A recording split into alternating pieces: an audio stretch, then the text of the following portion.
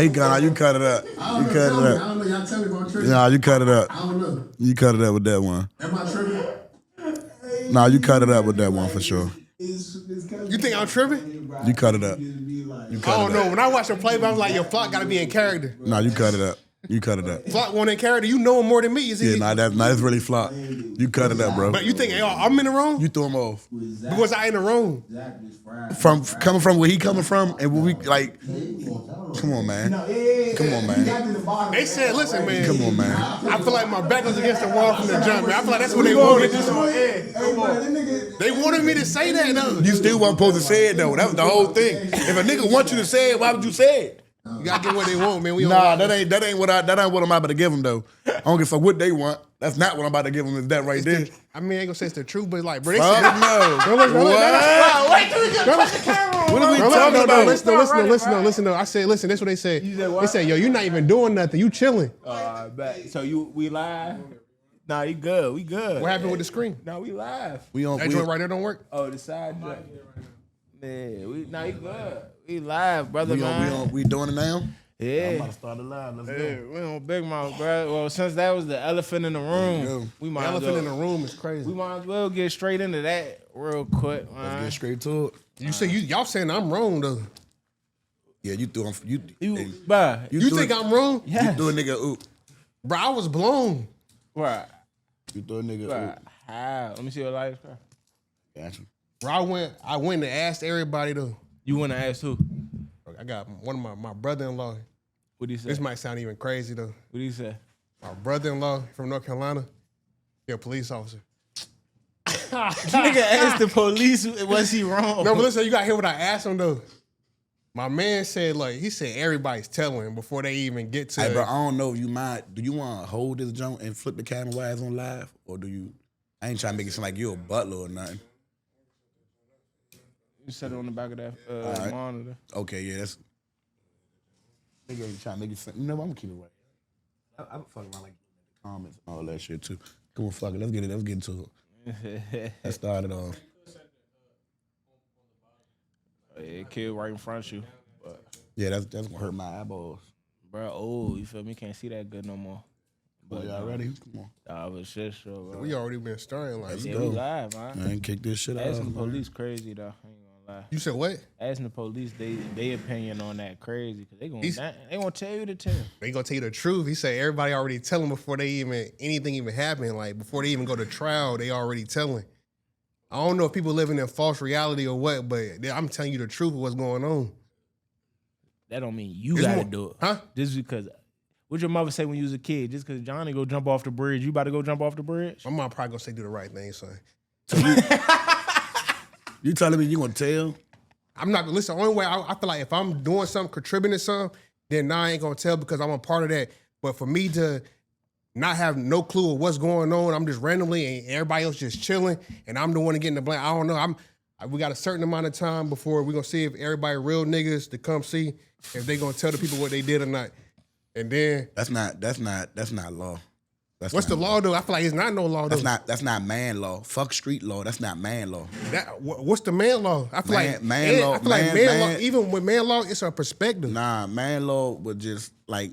All right, so hear me out, right? Let me break this down.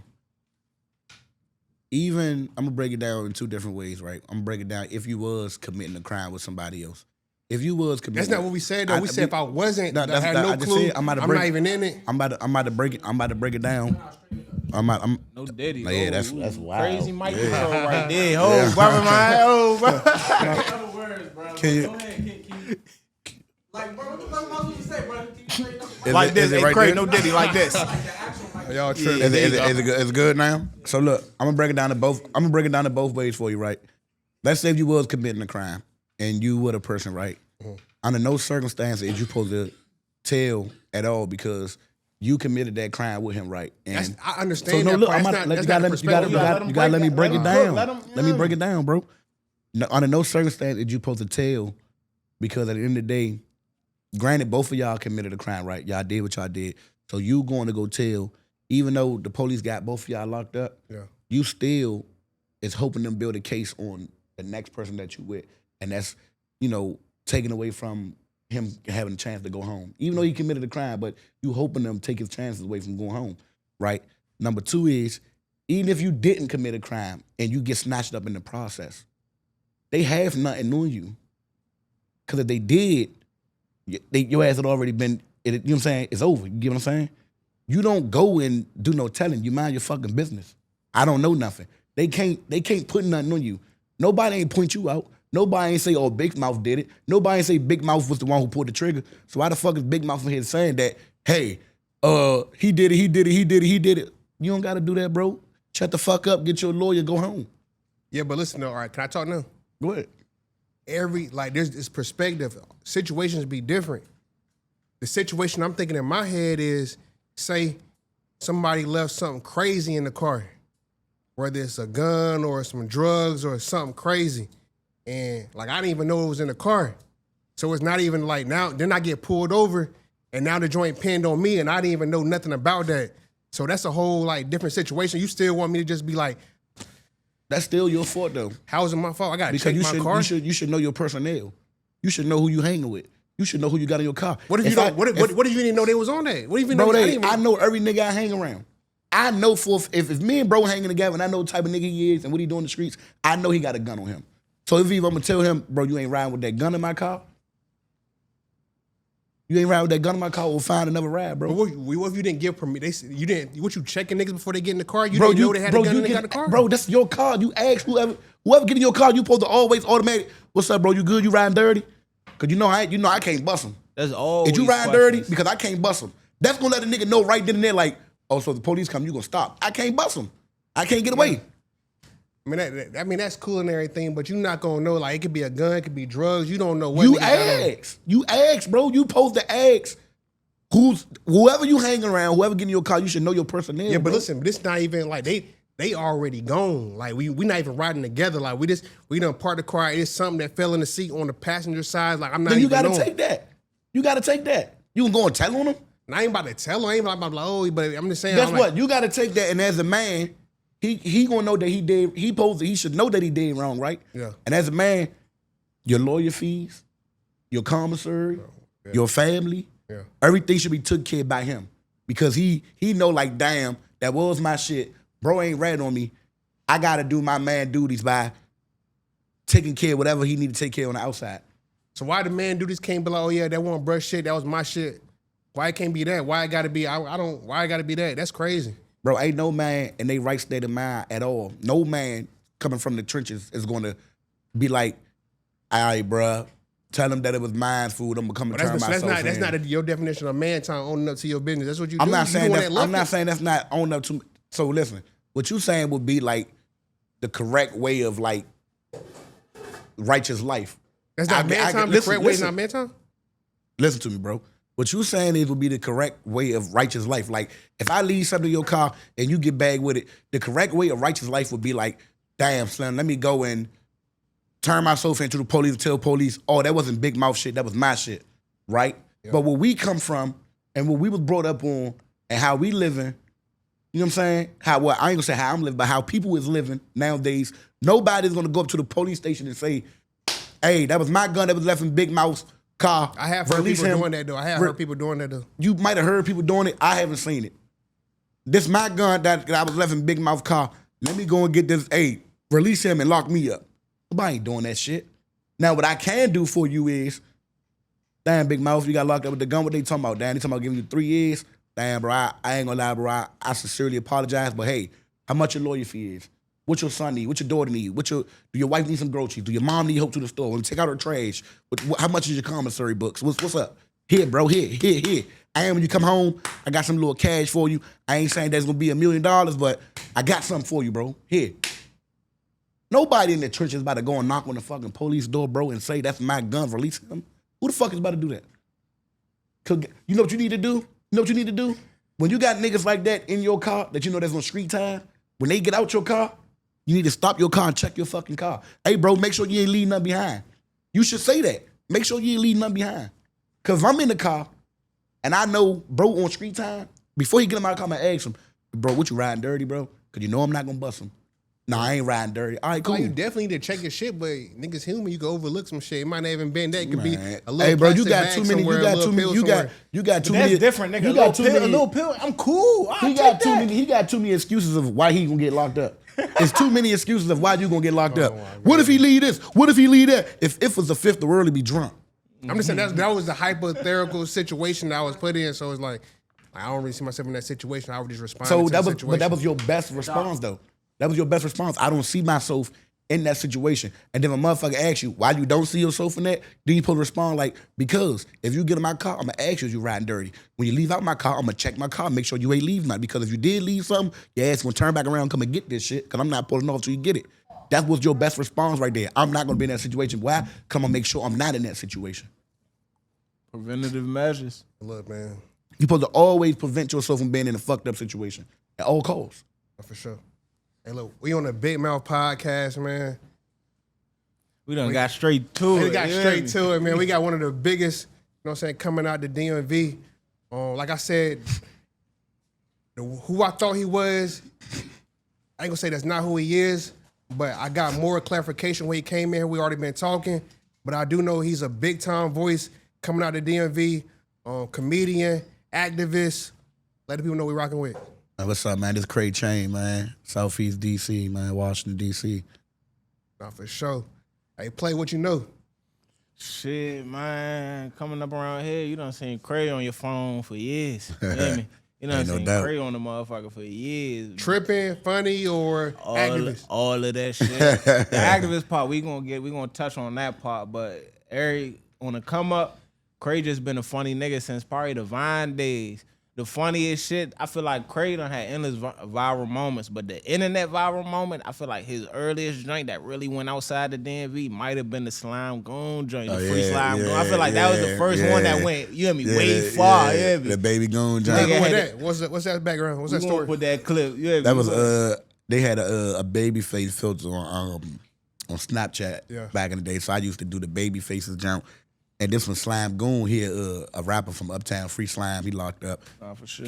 He had a song called what was the song called? I think that was a Trap Lord. Yeah, joint. Trap Lord John. He was like, bitch, I'm the Trap Lord of the Vegas. You come my cut, nigga, get dangerous. Baby bro with me, send him to the angels. Yeah. That shit was cranking right there. I That was shit was telling cranking. you, He told their ass how he trapping K for the lawyer. He was dogging that shit. So when that song was like one of the hottest songs during the pandemic era, PPP, EDD era, right? And I just so happened to be listening to it 6 o'clock in the morning. That's when I'd be Early outside as all shit. night. I wouldn't go home because the shit was jamming too much. And I had the baby face on. That shit was blasting. I just started rocking with it. And I posted it. That motherfucker did numbers. It did numbers. So it's like for a week straight, I played that song and did them videos, and that motherfucker was doing numbers. That was one of my viral moments right there with the Slime Goon jump. I think it was more so as like Slime being the biggest thing at that time than me doing my shit at that time. No, I don't know Slime. Slime don't know me. It was just like, boom. That natural And then he type had of just got rhythm. locked up. So it's like all that shit clicked at one time. Shit, being that you kind of, you know what I'm saying, been on your internet shit, would you consider yourself an internet nigga? I consider everybody internet nigga that got Instagram on their phone or Facebook on their phone. You internet nigga. It ain't I ain't saying like it's a bad thing, but if you take time out your day to pull out your phone and post a picture or post a cap or scroll down Instagram, nigga, you an internet nigga. If you wake up, bro, listen to me. Niggas will be in their bed, wake up and grab their phone and check Instagram before they brush their teeth. You an internet nigga. There's nothing wrong with it. That's just what it is, brother.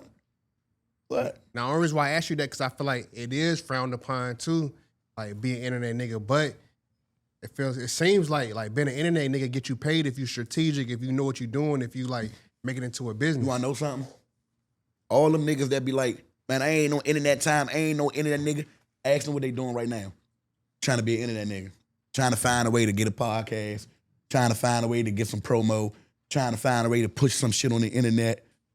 You see street niggas now talking about they got KDs on the internet. KDs for 50, KDs for 25. Niggas be Instagram. Why you doing that? trappers Why you now. doing that? Why you on Instagram talking about you got weed for sale if you not no I'm internet telling nigga? you, Why you yeah. on that? Hey y'all, I got a drink for sale. Why you doing that though? Leave that to the internet people, Mr. I'm not internet. You internet. So do you feel like, do you know it is frowned upon, or you feel like I know it's frowned upon, but to who though? Who's frowned upon on? Like who cares? I don't care what nobody say. Niggas say Kray, niggas say all day long, Kray, you're in a nigga, right? Yeah. Niggas say that. I didn't have niggas say it to me. Yeah. Ask them what else I am though after that. Ask them what else I am after that. Ask them. After they say Kray, you in a nigga, ask them what else after that though. Ask them though. Like just ask them what else is Kray after that. For sure. I bet they say, oh no, show you a man though. I bet it's that now. That's it. How that shit go? Yeah, so, what was it like for you though growing up in DC? I ain't gonna lie, man. It was cool for me because I kind of had the red carpet, you know. I kind of had the red carpet due to my father and my family, because my family probably 75% of DC, like no lie, like it's my like blood related, not no. Oh, we grew up together and I'm calling him my cousin. Nah, like blood related. I'm probably my family is 75% of DC, and my father is, before he passed away, was one of the biggest like names in the DC Southeast, whatever area you go to. So my father kind of opened the doors for me to go to anywhere I want. My uncles, my big cousins, and them. And then I also had my men and them. Like I said, I was the youngest out of whoever I hung around. I never hung around people for real for my age. So my men and them I always hang around niggas that was like, I don't know how it happened, but niggas that I always hung around was either them guys or they was what you want to allegedly call the killers, the steppers.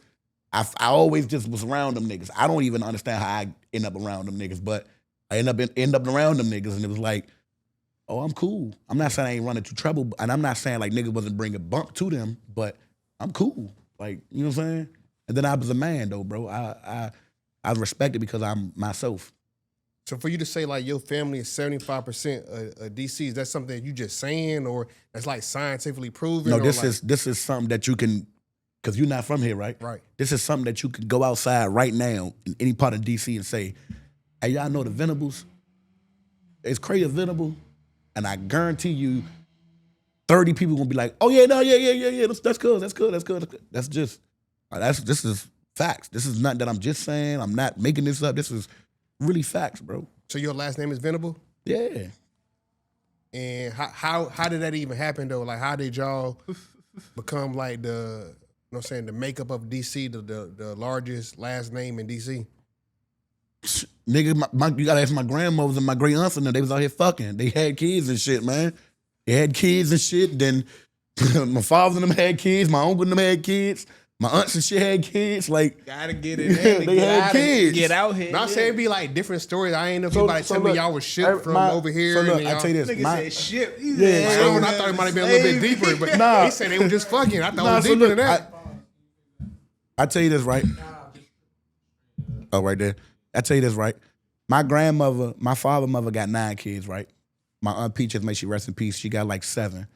My aunt Dat got like 2 or 3, right? My grandfather, which is Cooley, we call him Cooley, he probably got 30 kids, 30 of them, you know what I'm saying? I got my Uncle Sambo and them, my uncle and them, they got endless kids. And then some of my family is from Virginia. They moved up here back in 1970, 1980 and just been up here. So then you got my uncles. You could ask anybody, bro, like, I might really have the biggest family in DC. Like, if I don't got the biggest family in DC, I'm top 5.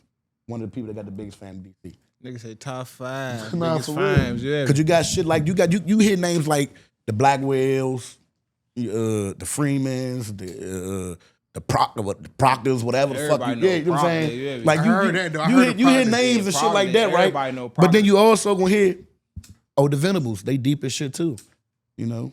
If you could sum it up though, about the Venables, like what would you feel like the what's y'all name in the streets? Like what people think about y'all? It's respected because of whatever my uncles and them might have done back in the day, some of my big cousins and them, what they did in modern day. You know, I'm not gonna make it seem like it's because of me. You know, I'm on a different path than with my family, you know. You know, my family was on, you know, what you call gangster time. I ain't no gangster time. So I walk my own path, bro. And I wasn't never really one of the ones that grew up screaming, I'm a Venable. You know, I'm just me. Oh man, who would you know? Everybody knew because of my face that I was a Venable because my father, man, my father's a splitting image. But, you know, they respect it because of what they done in the streets. But I'm my own man, though, bro. I create my own weight. You from DC, right? Yeah. You from like a projects or a famous Counter street? terrorists. Who? Counter terrorists. Kind of terrorists? Yeah, the alley. The alley. What you know about that? That's a known spot. That's a known spot in the city. Been getting stamped since the Go-Go's. The old Go-Go's, you hear me? I'm from the old counter terrorists, not the new built counter terrorists, because they knocked it down and made it to some Lego colorful house. I'm from the dirty alley where the house is dirty, the streets dirty, the grass, ain't no grass, it's rocks and shit right there. You can't even walk in that motherfucker like you know somebody. Then you got Waller Place, which is an alley away. I go right there. You know, I'm from right there, the hill. I seen like everybody from DC is from like the projects or some You crazy been down ass Waller street. Place too. Is it any good parts in DC though? Like that y'all like, oh, that's the good Yeah, part. you did an interview with Love, right? Yeah, you went down Waller Place. Yeah. You was I'm right, saying, but you is right there any next to good parts in DC though? Yeah, the Capitol. or the Capitol. or way up. But you can't even say the Capitol for it because once you go around the corner, it's a project right there. You can walk from the Capitol to a project. But it ain't no good neighborhoods. Yeah, I say way uptown, going by Military Road. Is you saying there's such thing as a good project in by DC? St. No, John's not and good shit? project, a good neighborhood like big houses. Oh, when you go up like Connecticut Avenue, Yeah, that's way. You know what I mean? where the white people at? That shit ain't even uptown no more. It's just northwest. But You go yeah, by the zoo, you might find a good neighborhood up there. Adams Woody Park Morgan. and all that shit. You hear me? DuPont Circle. I wouldn't even say Adams Morgan a good spot because you got niggas down there too. Not saying like That, yeah, the niggas niggas right make it down the bad, street, but it's just yeah. like once you go around the corner, it's a hood right there. Yeah, no, that's a fact. It's a hood right there, bro. So what people was knowing you for though coming up? You know, just shit, man. I was just a man. I was a man at a young age. But you know, I was doing my dirt. I was cutting up. But you know, I was known for fighting, being funny, fighting a lot. I was getting locked up probably since I was like 12, 13. You know, me being my father's son. You know, that's it. Fat, funny nigga that want to fight all day. I kind of heard you. I watched your last interview. You talked about your father. Did that like mentally play in your head though? Like being that you knew your father was somebody. Did you feel like you had to live up to a certain expectation? When I was young, I felt like that. When I was young, I felt like I had to follow his footsteps and be him. You get what I'm saying? But as I got older, I developed that I don't want to be that. You get what I'm saying? I didn't want to be what he was. I'm not saying my father was a bad guy, but it took my father a long time to understand what it mean to be a father, what it mean to grow up and mature, what it mean to turn your life around. And I didn't want to wait that late to do that. So as I got older, you know, I just developed into my own man. You know what I'm saying? And, you know, his death, it played a role with me really understanding that anybody could get touched. Because for a long time, I feel like my father untouchable. Nigga ain't dumb enough to touch my father. And, you know, obviously, a nigga was dumb enough to do it. You get what I'm saying? And shit happens. It is what it is. But, you know, I feel like it played a big part with me developing my mindset of knowing, like, you got to really walk a different path because you don't want it to end like that. I don't want it to end with me being murdered or me going to jail for thousands of years. That ain't what I'm striving to do. What was your relationship like? Oh, we had a great relationship. When I was young, you know, I didn't understand discipline when I was young. And that's like any kid. Any kid, you know, is frowned upon when it comes to discipline. You don't understand it, but as you get older, you understand why he was disciplining you and why the discipline was implicated in the household. I didn't really get to do like the grown man stuff with my father, you know, go to the bar, drink with him, really have those conversations like, oh man, I'm dealing with this bra, dealing with that bra. But you know, we had convos, we had fun times. My father was a splitting image of me, but I understood why my father was so hard on me because he didn't want me to be like him. But when I was young, I didn't understand why you don't, but I understood and I understand now why he don't want me to be like him. How old was you when he passed away? 24. Yeah, I was 24 when my father passed away. He got killed at work, doing the same type of work that I'm doing now. He got killed doing that type of work. When you say that type of work, what are you talking about? I'm a violence interrupter. So he got killed on the job? He got killed on the job, coming out of training. When you found out the news, though, how'd that go? What was your day like? It was dark. It was a dark day. I think I sat in my room probably for 90 days straight. Yeah. Like when the funeral and everything was over, I think I sat in my room for 90 days. You ain't come out there, like out the room, or you ain't come out the house? I don't think I came out the house at all. Like my stepmother, like it wasn't, you can tell like how she was trying to conversate. You could see how my brothers and sisters, they tried to conversate. Wasn't no conversation. Like I was conversating, but it wasn't no conversation. I was just lost. You know what I'm saying? But I understood that I had to be strong for them because if I break down to cry, then everything break down. You know what I'm saying? So I didn't leave out the house or come out my room for 90 days, literally. You was living with him? Yeah. So him and your mom was together? Him and my stepmom, they was, so I was living with my stepmom, right? And he was living with his girlfriend at the time. But he would still come over my stepmom's house each and every day. So it was like it wasn't like he was absent. You get what I'm saying? And it's crazy because he got killed on a Friday, and I seen him the Tuesday before that Friday. I dropped him off at home. So where's your mother at? Your biological mother? My biological mother probably was in the house. So you didn't live with your real mom? Mm-mm. I lived with my real mom when I was probably like 16, 17, 18. And I had moved, and I had moved my stepmom because I had my brothers and sisters and them over there, and she needed help. And we just was helping each other, and she always took me in. She never looked at me like a stepchild. She looked at me as like she birthed me. So, I took heed of that. Sure. Who would you say you listen to the most though between your mother and your father? Shit, my father. My father, because he wasn't fucking around. See, my mother, my biological mother, we had an open relationship. Like, I could go to her and talk to her about whatever I want to talk to her about. I'm not saying she wanted me to do the shit that I was doing when I was young, because she didn't, but she knows she couldn't physically stop it. So, but me and my mom had it.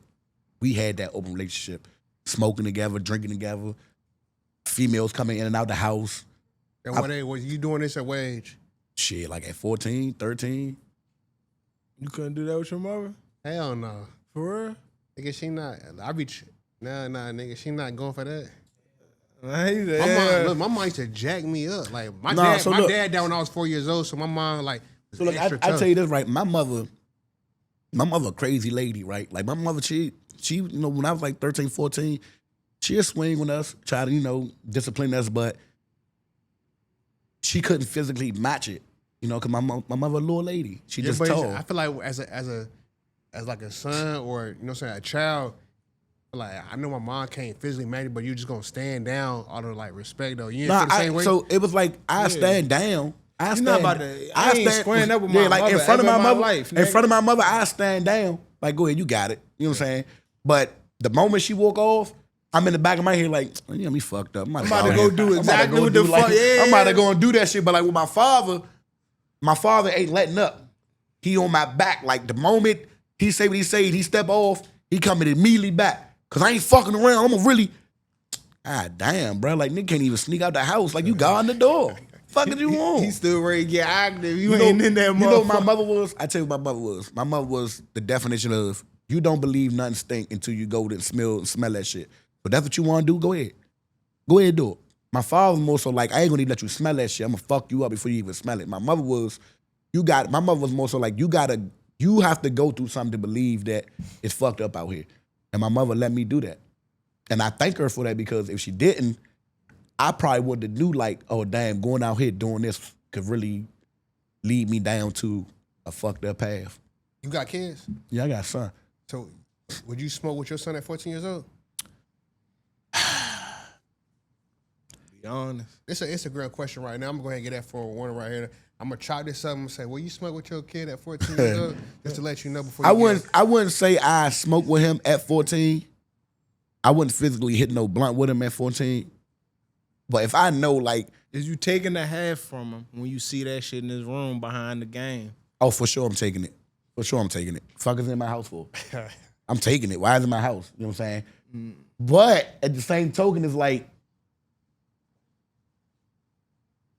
I don't think I'm gonna hit no blunt with my son at 14. Fuck no.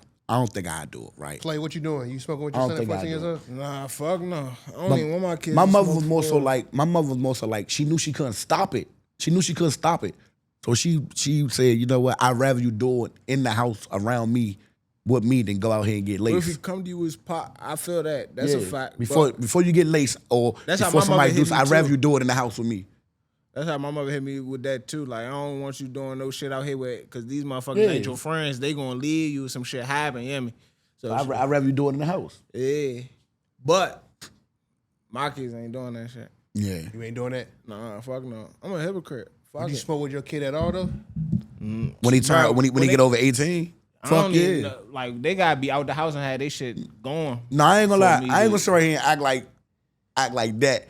Once my son hit 18, 19, he decided to hit a blunt, I smoke a blunt with you. And I don't even smoke, but I smoke one with you, son. You know what I'm saying? Just to, you old, you grown. I'm not saying you a man, but that you graduation blunt, you hear me? That you yeah, graduated, that's a especially good, you hear if me? you graduated, you did what you supposed to do. Like, You gotta give them that. I hit a blunt with you. Cause You graduated and all that. You Niggas will let you hit the did drink. school. You hear me? Niggas will give you a Yeah. drink when you, or a shot when you Because graduate guess or what? some The shit. moment he go to college, he gonna be probably drunk as hell in college. He probably gonna be partying like a motherfucker, eating all types of weed. So I hit your first one with you. You hear me? Give you the talk on all this shit. You hear me? How to roll your own J, make sure all that shit. But if your son coming to you at 14, like, hey, pops, listen, like, you hear me? This the one I was I'm looking for. smoking. How you carrying it though? If he come up, he what? Pops, I'm smoking. Like this. I don't think my son would have.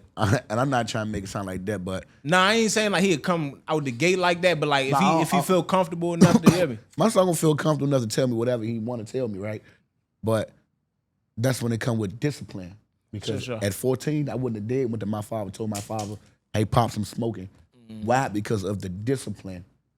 Discipline. See, that's why a lot of kids, and I understand now, that's why a lot of kids would rather be around or live with their mother than their father. Because it's certain shit you can get away with your mother, and which I couldn't get away with smoking at 14 with my father. It was a no-go. It wasn't even no crush attempt. it, It wasn't no attempt. I'm not trying to be in there fighting, bro. Exactly, like shit. I Bro, ain't even got bro, my ribs hurt bro from last built like time. Mike You hear me? Tyson. I ain't trying to.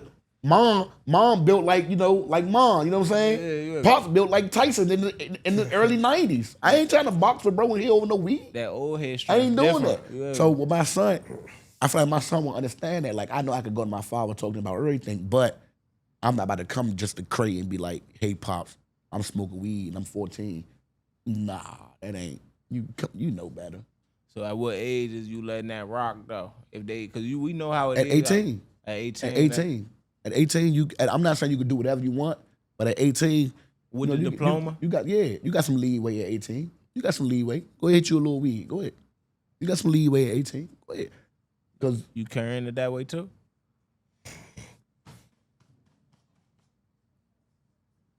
I almost smoked, but Nigga gave the bed rub before. I almost smoked. But now, drinking, I probably like might sneak in a couple shots, but I ain't really trying to influence that.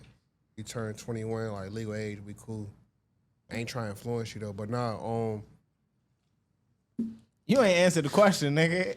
Is you letting it rock? Or see, do I feel like my mother was a little bit? I feel like people gonna do what they want to do. Though I'm not really like a controlled person though. When it comes to that, like I'm gonna tell you what's right, and it's up to you to make that decision. You gotta be your own person. See, my mother might have been a little too lenient with me.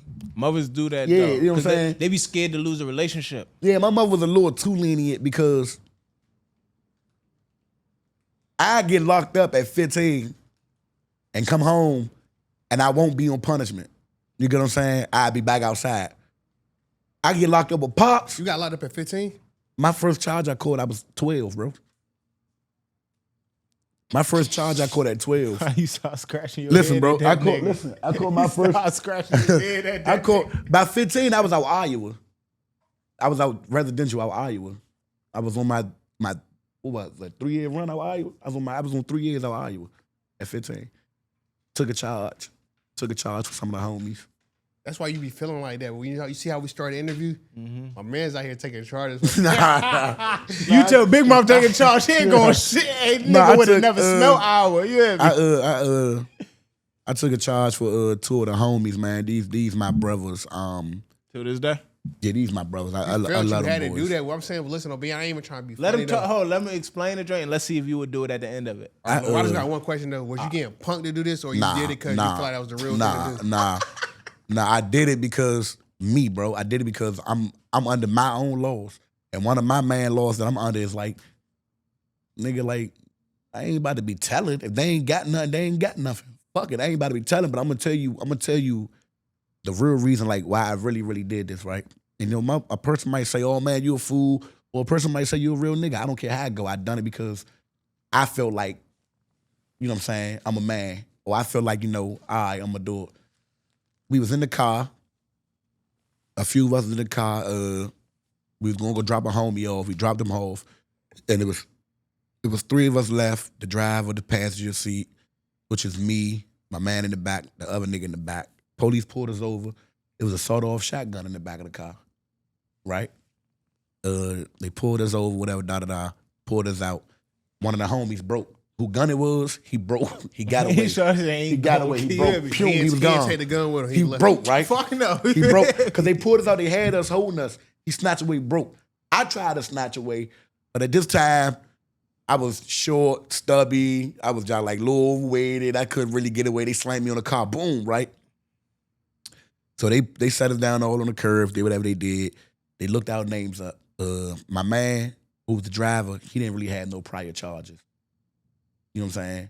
My other man, he had like some little petty charges, right? I was the one who was right there who had the rap sheet. Police already knew like who I was type shit. Right time member. Nah, member behind you. right there. You been hit up. That's crazy. What up, my boy? That's crazy. What's that? Shout out top member. Go ahead though. But he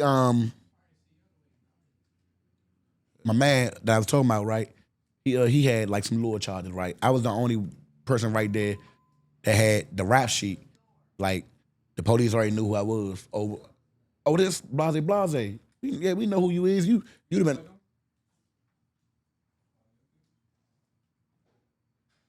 That's probably my manager. That's Trey. Yeah, that's my manager. Oh, right. Yeah, that's my manager. But like I was saying though, right? I was the only person right there that had the rap sheet, right? Police already knew who I was. They knew my background. Oh, man, we know who you are. You already been locked up before for robbery, gun charges, da-da-da. So I ain't gonna lie, it's a funny story. When they pulled the gun out the book bag, one of my men got the tripping. I'm talking about he got the lunching. I'm talking about he in handcuffs. That nigga started doing backflips. That nigga started saying, "Oh my God, is the gun real? Ain't no way. Where the fuck we get a gun from? Who gun is this?" Like he started lunching. Like I can call him right now, and he'll tell you like, "Yeah, no, I did that." He started flipping and rolling. He started crying.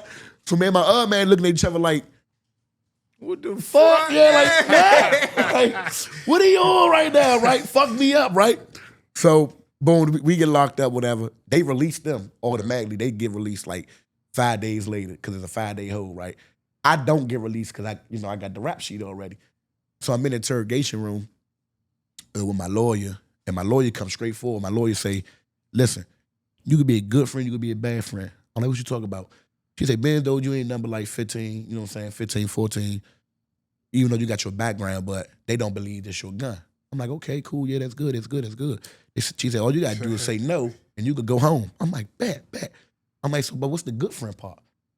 But that was me being a bad friend if I say no. That's what she told me. She said the good friend is you being a good friend to your friends and them. What that mean? Because they already 19, 18. If you say this your gun, they won't go to jail. Huh? Yeah, because you say it's not your gun, they gonna get them 5 years. They going to jail for breakaway. So then I had to sit back and think. You thought about it? Yeah, I had to sit back and think like, damn, I'm a juvenile. I'm not going to get 5 years. I'm not going to do 5 years. And I'm still a juvenile. This shit not going to be on my adult record. If my men go to jail, one of my men already got a child. He got 5 years taken away from his child. His career going to be lost. My other man got a child on the way. He going to miss the first 5 years.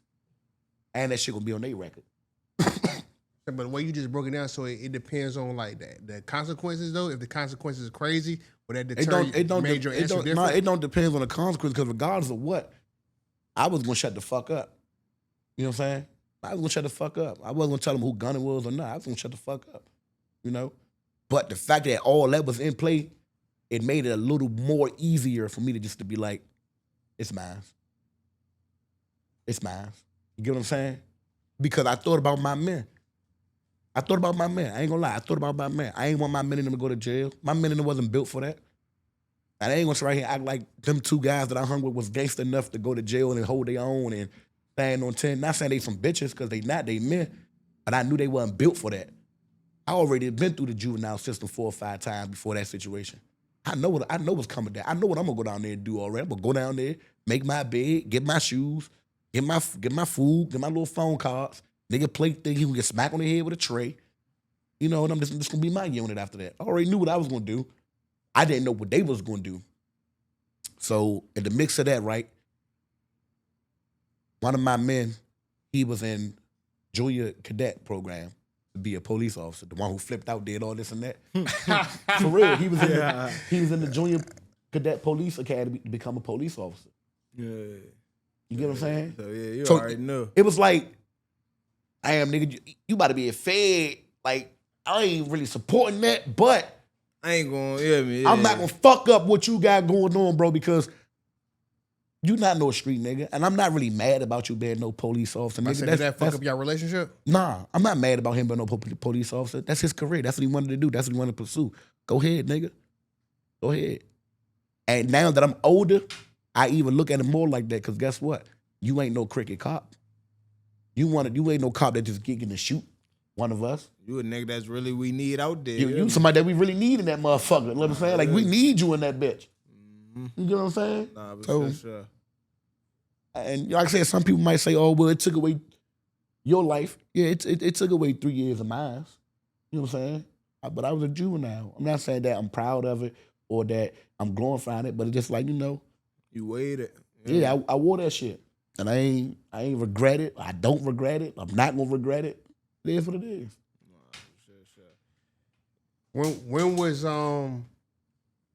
When did you realize though that you had a career on the internet? When I realized I had a career on the internet, I'll say, damn, I couldn't even. I don't know. I guess when I made my first video, just bullshitting around. I had my first funny video was on Vine. Hey, look, you had a video that when it was going up on the page, you say, "Yeah, take that shit down." Oh yeah, take that shit down. When niggas wearing fucked up outfits. My first video that I ever made was on Vine, right? And this one, like the other DMV comedians was out. Like shout out Loso, shout out McKinton, and all them. That's when they early days. Stickum Johnson. That's when Waffle. That's when they was on Vine, right? So I wasn't really getting no spotlight on Vine because they was on there taking over. And so when they transferred over to Instagram, I had came home from Upper Marlboro from beating my case up there, and I had made a video, and that shit went viral on Instagram. And I kept doing them. And then next thing you know, I'm just internet sensation nigga in the DMV. Shit, not to run too far from the your criminal history. Like, did you ever have any tough times though in the jail system? Like, fuck no. What you mean tough times? Like got played with? Like a nigga try to? Hell no. I just mean like it ain't even got played with though. You might not even have no money. You might not, you know what I'm saying? Like, oh no. You'll go through that might though. Not have nobody to talk to. So you'll go through that. Like, but not first. Might not didn't know when you was getting out. So look, when I done my first real time as an adult at 18. I had got juvenile life at 15, right? If you don't know what juvenile life is, that's when you get committed to this they call it DYRS. You get committed to DYRS, right? And look, before you say that story, is that like a regular thing in DC though? Or do I just know the wrong people? Everybody that I'm been meeting lately in the DC area keep telling me about juvenile life. Everybody got juvenile life. You get juvenile life. Is that a regular thing though? It's not a regular thing, but it's like if you do enough as a juvenile to build a background, they just fuck around and give you juvenile life. They just tell you that's cool down. Yeah, until you 18, 21. You could get committed under DYRS until you're 21 years old. That means you'll be under their custody, and DYRS could decide what they want to do with you. So when I got committed at 15, the judge said, I'm going to give you juvenile life. It's just that I didn't get juvenile life till I was 21. I got it till I was 18, so I just had 3 more years left. I came home at 18 from Iowa, from residential. I done 3 years out there. I shouldn't even done 3 years out there, but I ended up escaping from the first place they sent me. I ended up escaping from the first place they sent me. Then they end up they sent me to the Midwest. He gone up the road. He ain't got nowhere to go. They sent me to Pennsylvania at first. Oh, he said I can get back. I can get back from Pennsylvania. They sent my ass out Iowa. Probably not gonna get back from here, brother. I'm gonna go ahead. I'm gonna go ahead and program and just come on. So where you escape from? Pennsylvania. How you do that?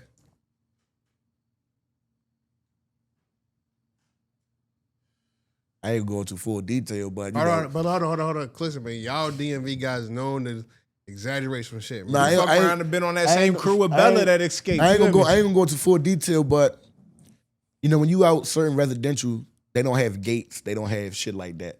So sometimes they let you out to get your rack. Me and another guy from DC, I ain't gonna say his name.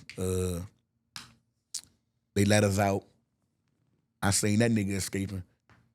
He said, "Shit, this look kind of easy." I seen that nigga breaking across the field.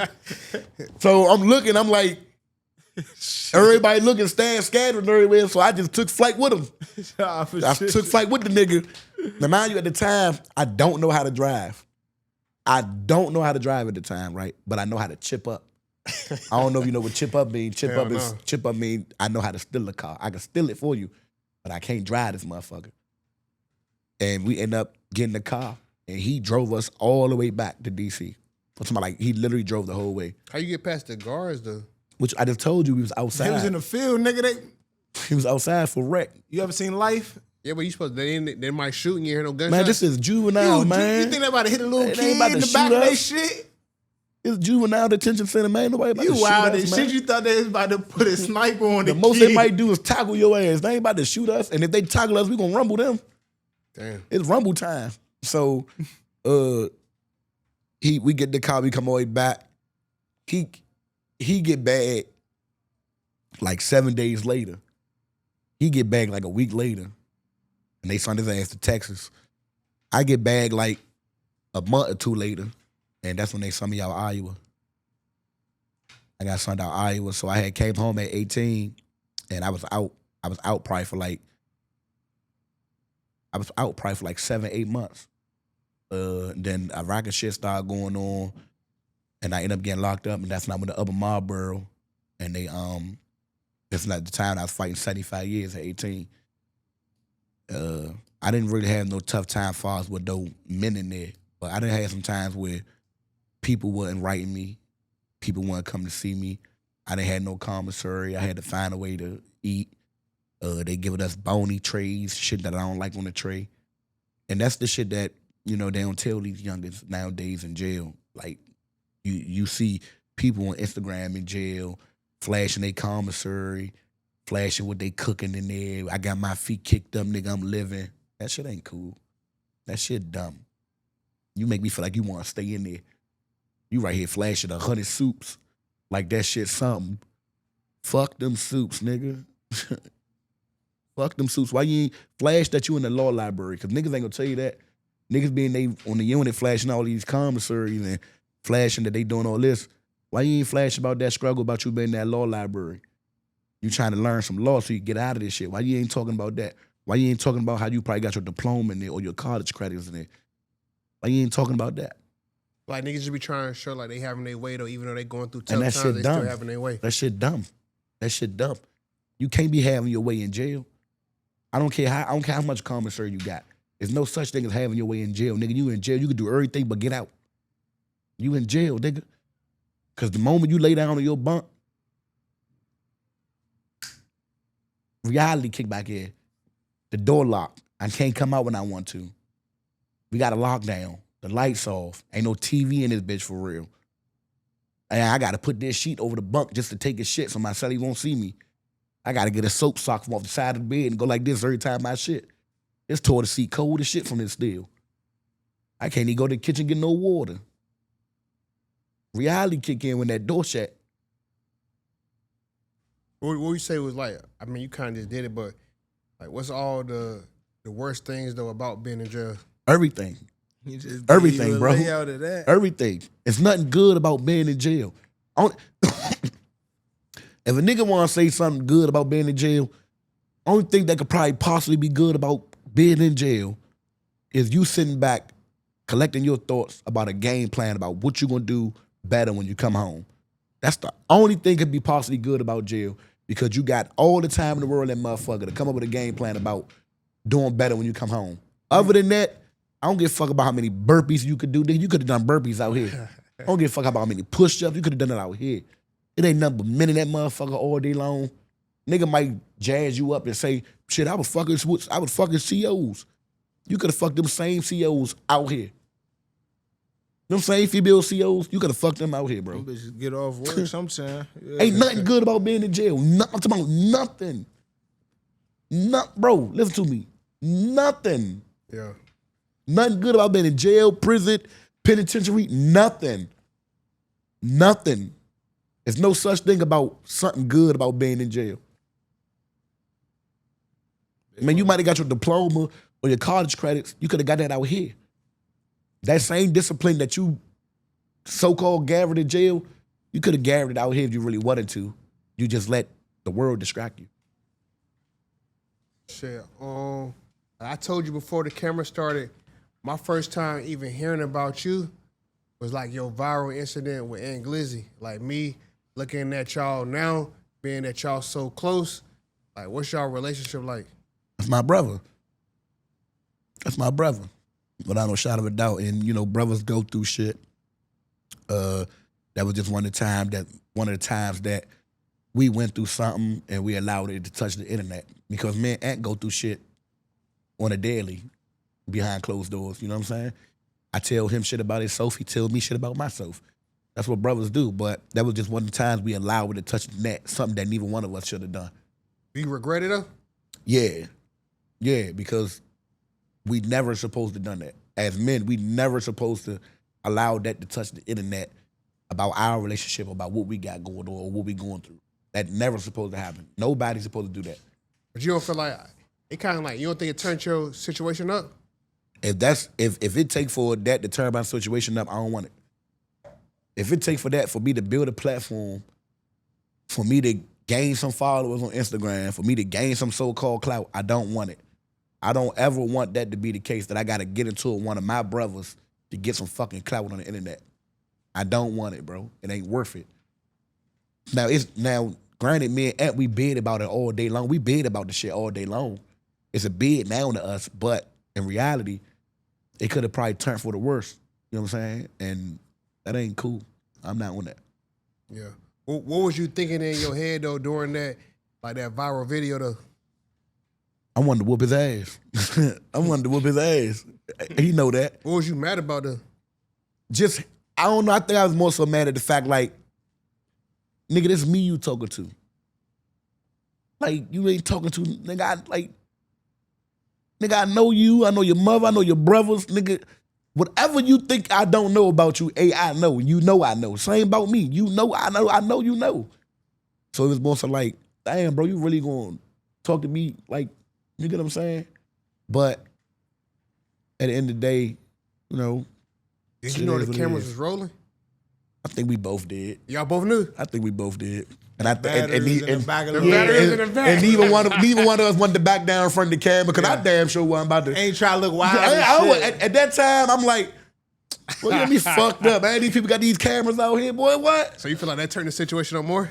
The internet always going to turn like some shit it up. did though, because like I said, at that time, this when Ant was on the rise of changing over to being Instagram Ant. He was Everything was content. He was blowing up. Everything content, like he blowing up. And me, I'm being known as the comedian, but I'm being known as the comedian that don't nobody fuck with. Like, he ain't just no regular comedian. He's like the comedian that comes from the trenches. You get what I'm saying? So it was mostly like, it was like a little brother, big brother thing. Like, big bro already grown, but little bro growing up. And you not trying to respect the fact that little bro growing up. And I'm not trying to respect the fact that you big bro. But I'm also looking at like, yeah, all right, nigga, you big bro, but I ain't little bro no more. I'm little bro that's growing up now. You know what I'm saying? And he looking at it like, nigga, you still little bro. So even our egos was playing too much off each other. Yeah. Did you really want to like hurt him, or you was faking for the camera? I wasn't faking for the camera. I didn't want to hurt him, but I did want to touch up on him. Wanted to bump with your family. I wanted to hurt him. I didn't want to hurt him, but I did want to touch up on him a little bit, like probably a little body jump, little chest jump, little yoke him up. On camera though? Yeah, I probably would have illed him out. Yeah. I probably would have been in that bitch in the courtyard like I probably would have illed him. At that moment, I'd have got close to him, I would have illed him out. But I wouldn't have been illing him out trying to kill him. I'd have been illing him up like, stop playing me, nigga. Fuck tomorrow, bro. Yeah, nigga, what? I love you, though. Stop playing me. Like, it'd have been more you so ain't never like fight that. with your cousin and shit like that. Well, y'all be serious, like you had a but fight not with your brother serious. before, but it's a fight, but it's not a fight, but it's a fight like, y'all serious, but not You know what I'm serious, saying? but serious. You know what I mean? man, remember they had some moments. Me and Top, we done had moments. We done had moments. Remember tall as shit. No, I don't see that shit. I don't see that shit.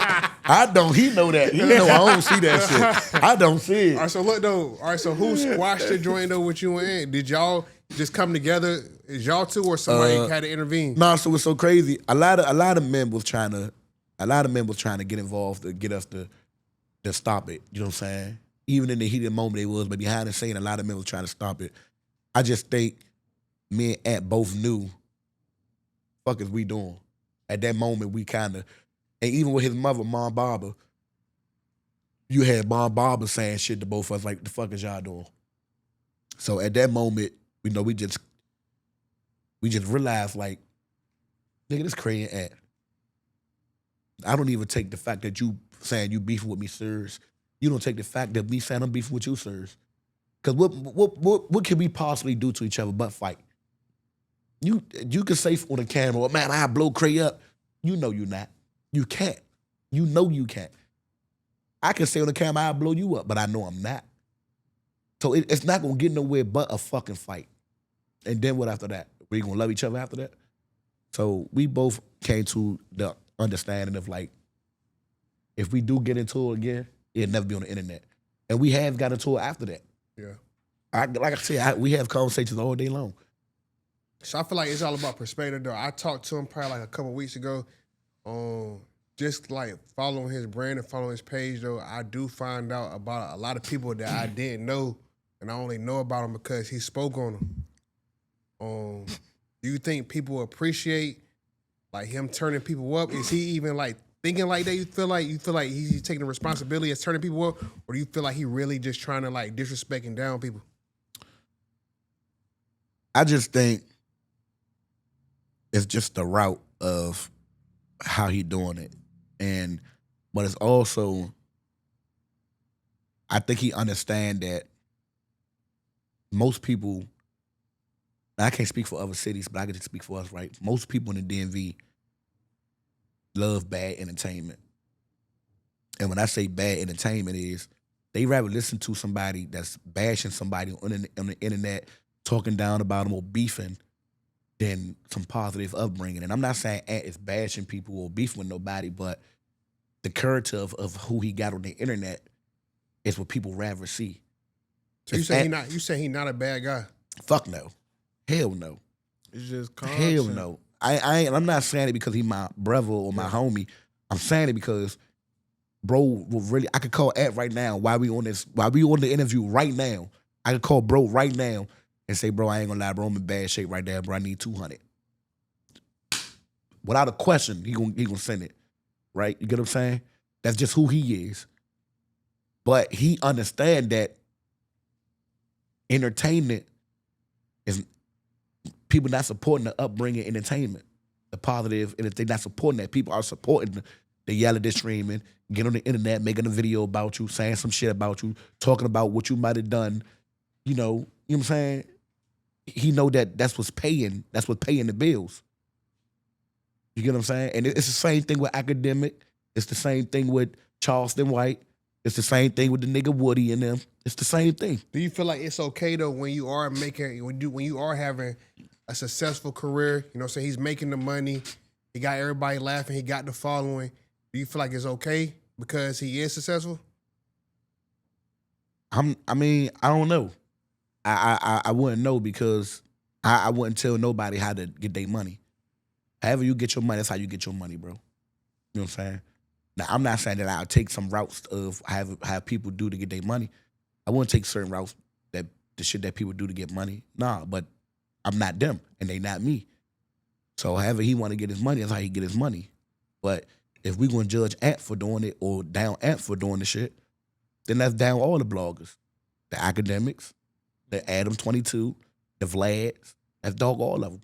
Because all of them do certain shit that we not out here to be like, nah, I wouldn't have said or done that. So you feel like he's unfairly kind of like criticized, kind of like... Yeah. Yeah, I agree with you on that. He is. He is. Because what's the difference from Charlamagne the God and shit when they be on the Breakfast Club saying messy shit? What's the difference? What's the difference? Wendy Williams. What's the difference from that? Charlamagne will really get on the internet, find some shit out, and then talk messy about it. But Ant, he get up on the platform and say something. Now, I'm not saying that I agree with everything that Ant do. Fuck no, and Ant know that. That's why Ant love me so much, because I'm not a yes man to him. But at the same token, how can I knock him for getting his money? That's how he want to get his money. Yeah. He just new to he just early on the game and the content space.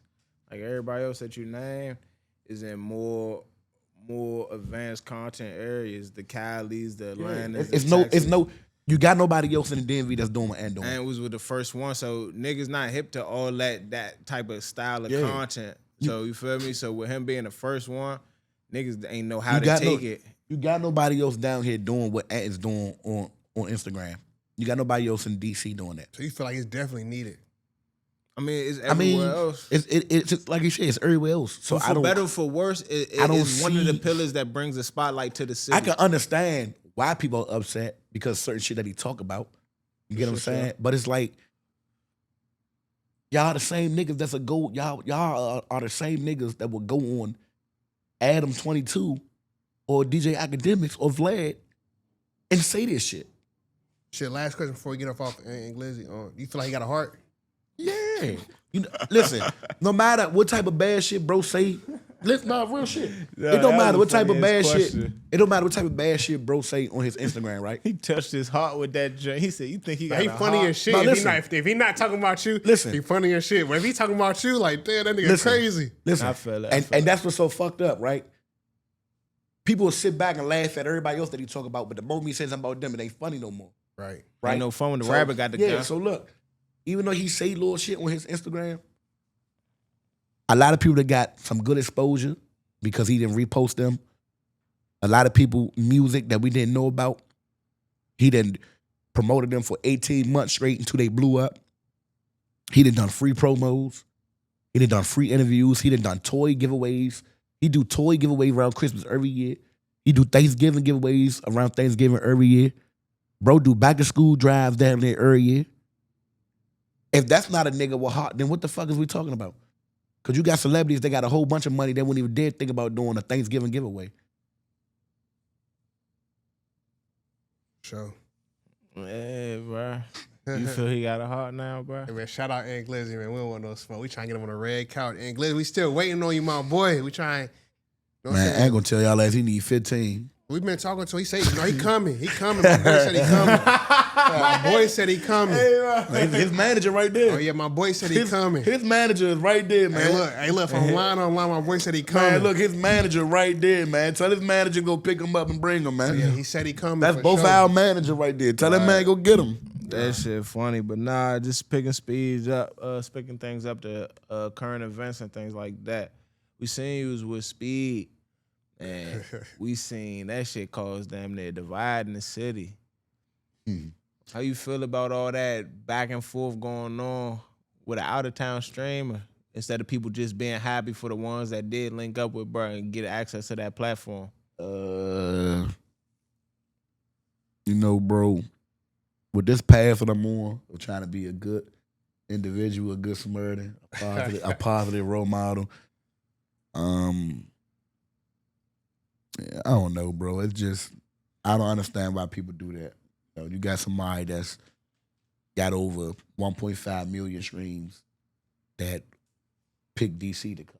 Arguably one of the biggest streamers. You know what I mean? Between him and Cassinet, right? Yeah. He didn't have to come and he didn't have to come and shine or like he didn't have to come right here. Now, do I feel like, some of the ways how he carried it was kind of iffy? Yeah, but who to say we won't carry it when we go like that to somebody else's city? Like, what if I get that big and they tell me, hey, Kray, we need you in Cincinnati, just to go tour or to go to. I don't know if I'm going to do it like that. You know what I'm saying? He don't know about DC. He probably was nervous, probably was scared. And then for a lot of people to get on the internet and bash him, he might not ever want to come back to this jump. And that's something that DC tend to do a lot.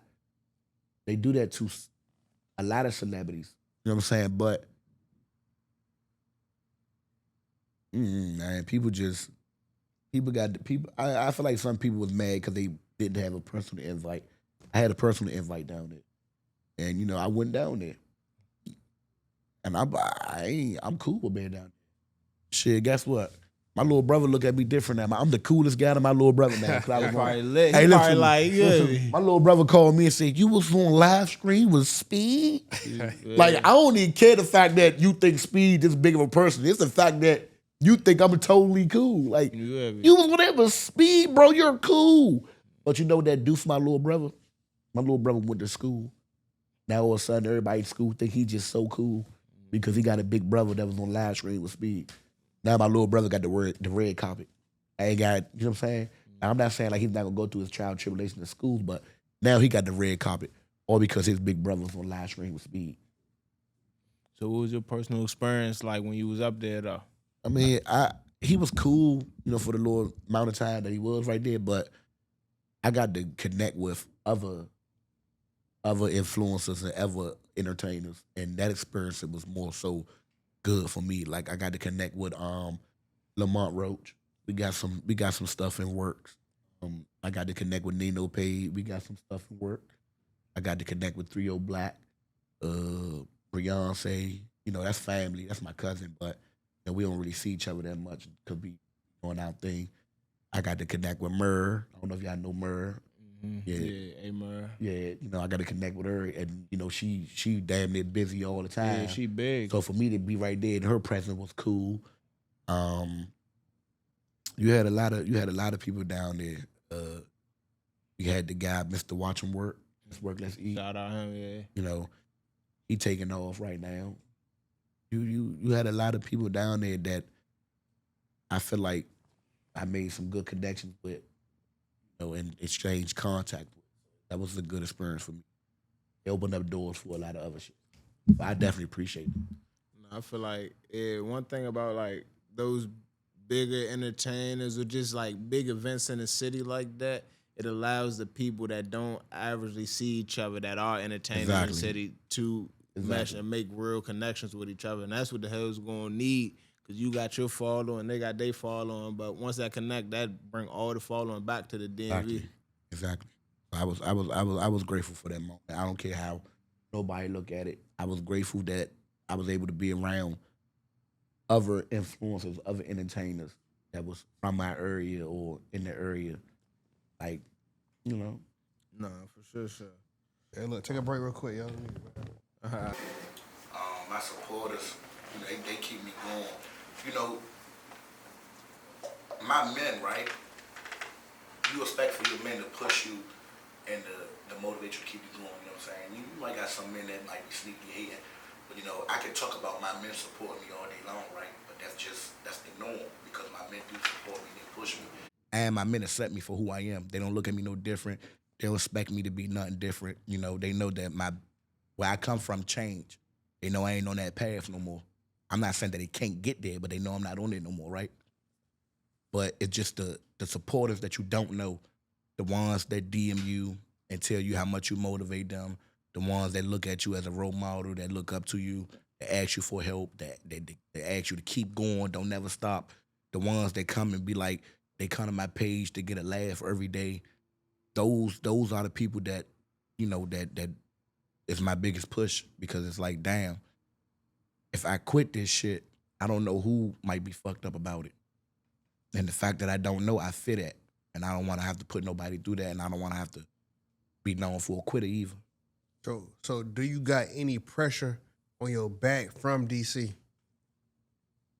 At first, I say at first I did. Now I embrace it.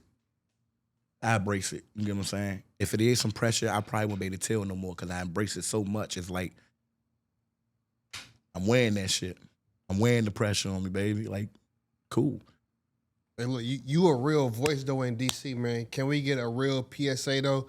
Like, being that you is a real voice, send a message to DC. Like, how you feel? What you think right now? PSA to all the guys that's in the trenches, all the young dudes. Stop dying for your homies and live for your family. It's just as simple as that. Stop dying for your homies and live for your family. You know what I'm saying? Because guess what? If your homies are real, your homies, they're going to want you to live too. They're going to want you to do the right thing too. They're going to want you to walk the right path. And that's why I appreciate the homies that I do got around me. You know, I could give a few, you know, like Top, he's one of them. Top been around for a long time. And now one time if he judged me, looked at me different, even when he came home from jail and realized that I was doing Instagram, he ain't judge it. Ty, that's one of my niggas. He didn't understand, but he didn't judge it because he only knew from where we come from and what we done. But once he seen what it was, he didn't judge it. I can shout out my man Block, good Muslim brother. He from out Maryland, out Scraper Shop. You said Block? Oh, I'm sure. Yeah. You know what I thought you said when you said Block? Who? Oh, wait, busy on the block. Nah. But you know what's so crazy? Yeah. You talking about Webb? That's Chris.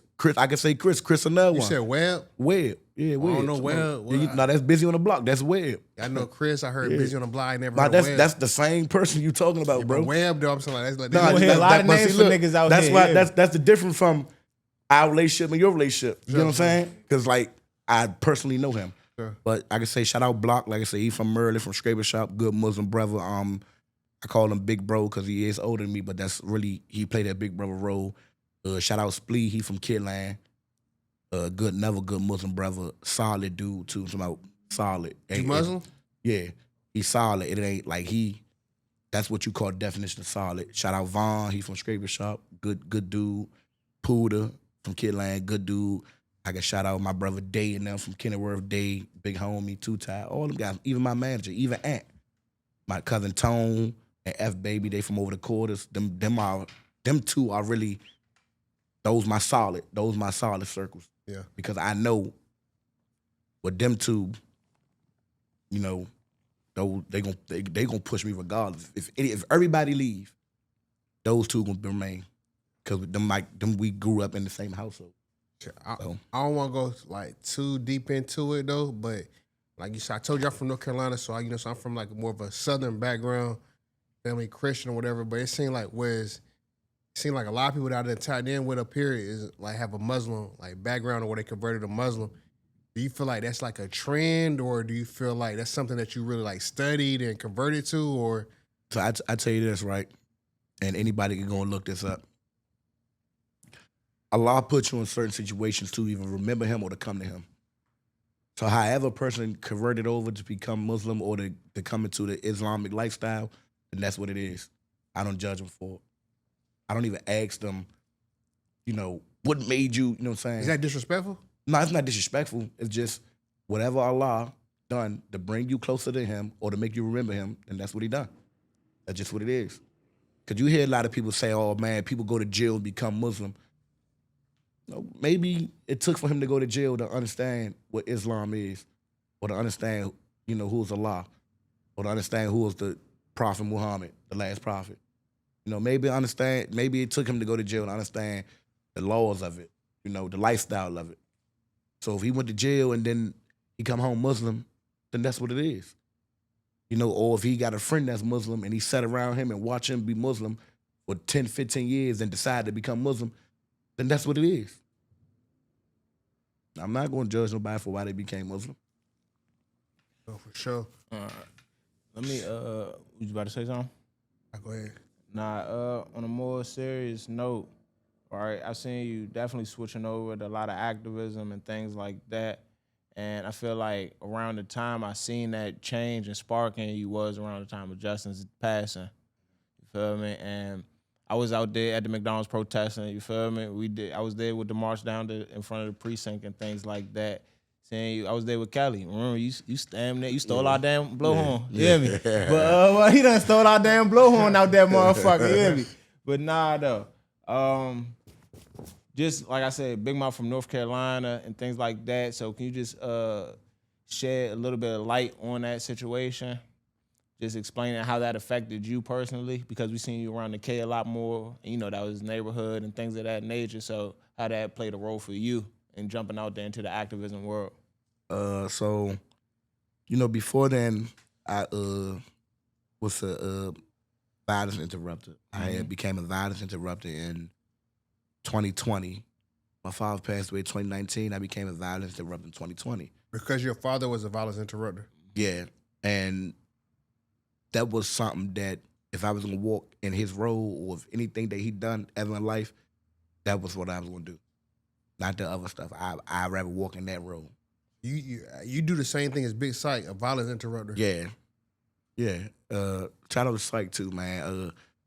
I seen Psych growth when it come to as a violence interrupter. I seen his growth with this shit. Like they for a long time they blocked him out. They wasn't trying to let him in the door. And they took guys like, you know, older guys and me, myself, vouching for him. And when he got in that role, he didn't let nobody down. So shout out to Psych for that. But shout out to Psych. I became violence interrupter in 2021. I stopped in 23 just to recollect and get myself together. And with the twins, because you got Justice and Joseph, Juju and JoJo. I knew them for a very, very, very long time. I'm talking about from up CTU to Southwest to MLK. I knew them for a long time. Who is that? Who is the twins? The twins are two young men that's from Washington, D.C. that's well respected in the city. On what type of time though? Like whatever times you want to put it on. Whatever times you want to put it on. Yeah. Like I ain't trying to over exaggerate it. Yeah. I ain't trying to sugar. Whatever times you want to put it on, them boys are respected. The twins. The twins, and they're younger than me. They don't got no real names. Like I just gave them twins. I gave the name. Yeah. He said Justice, and the other one is Joseph. You know but they respected for whatever. You know, and they always embraced me as family. I always embraced them as family. Since kids, we loved each other, had each other back. So when the police done what they done to him on September 1st, mind you, he was a violence interrupter also. Justice was a violence interrupter. Oh damn, this shit making sense now. I'm catching up. He died in his uniform. He was a violence interrupter, right? And I didn't know what else to do. I didn't know what else to do but to use my voice and to use my job, because at the time I was in this program called Pathway, which was under the ones, and I was on the verge of graduating, and him and his brother had just went through that same program, and when that happened, it was just like, damn, do I want to seek revenge and go out here and blow a police officer up, or do I want to let my people know like it's time for us to get in these rooms and get in these offices and make a change? And that's when we go back to talk to you earlier about one of my friends being a police officer. You know what I'm saying? Now, I'm not saying like, you know, I support whatever these police officers are doing out here today, because some of the shit that they're doing out here today is very wrong and very crooked, right? But with more people that's not cricket or that we might know that we grew up with, it could probably be a little different. You get what I'm saying? So when that happened, man, it was just, you know, I was lost. I didn't know what to do but use my voice. And I didn't know that my voice at that time was the voice that the people would follow, the voice that the people needed. And I had stopped being a violence interrupter in 2023. I had stopped, but how you stopped though? Because the organization that I was working with, I stopped working with them. You know what I'm saying? It was too much. It's too much politics that was going on at the time that I didn't understand. I didn't get. In a professional field. In a professional field, I was fighting politics. I didn't understand. I didn't get it. I didn't. You know, because I feel like, you know, most of these at the time they didn't understand my people. And I also felt like at the time, you know, you had some ones that was just there to steal the money. They wasn't there for the real help. I had too much passion that my passion was overflowing. You know what I'm saying? Like it was overflowing to the fact that the team that I'm on is not really, they're not really trying to help for real, for real. You get what I'm saying? So I had stopped. And when that happened to Justice, it reunited a fire that was inside of me that made me say, your city needs you, Kray, in more ways than you think. And you can't be selfish and hold back.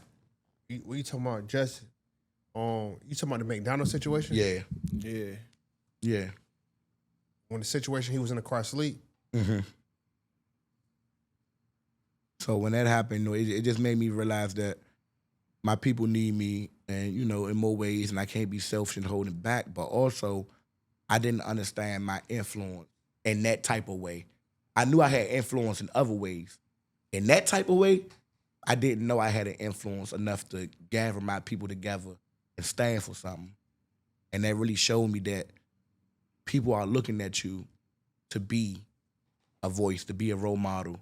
So Justin was one of the twins, Mm-hmm. Mm-hmm. and you had a personal relationship with him. Both of them. What was your relationship like though? Oh, the greatest. The greatest. What type man. of person was he though? A great man. A great, well-respected.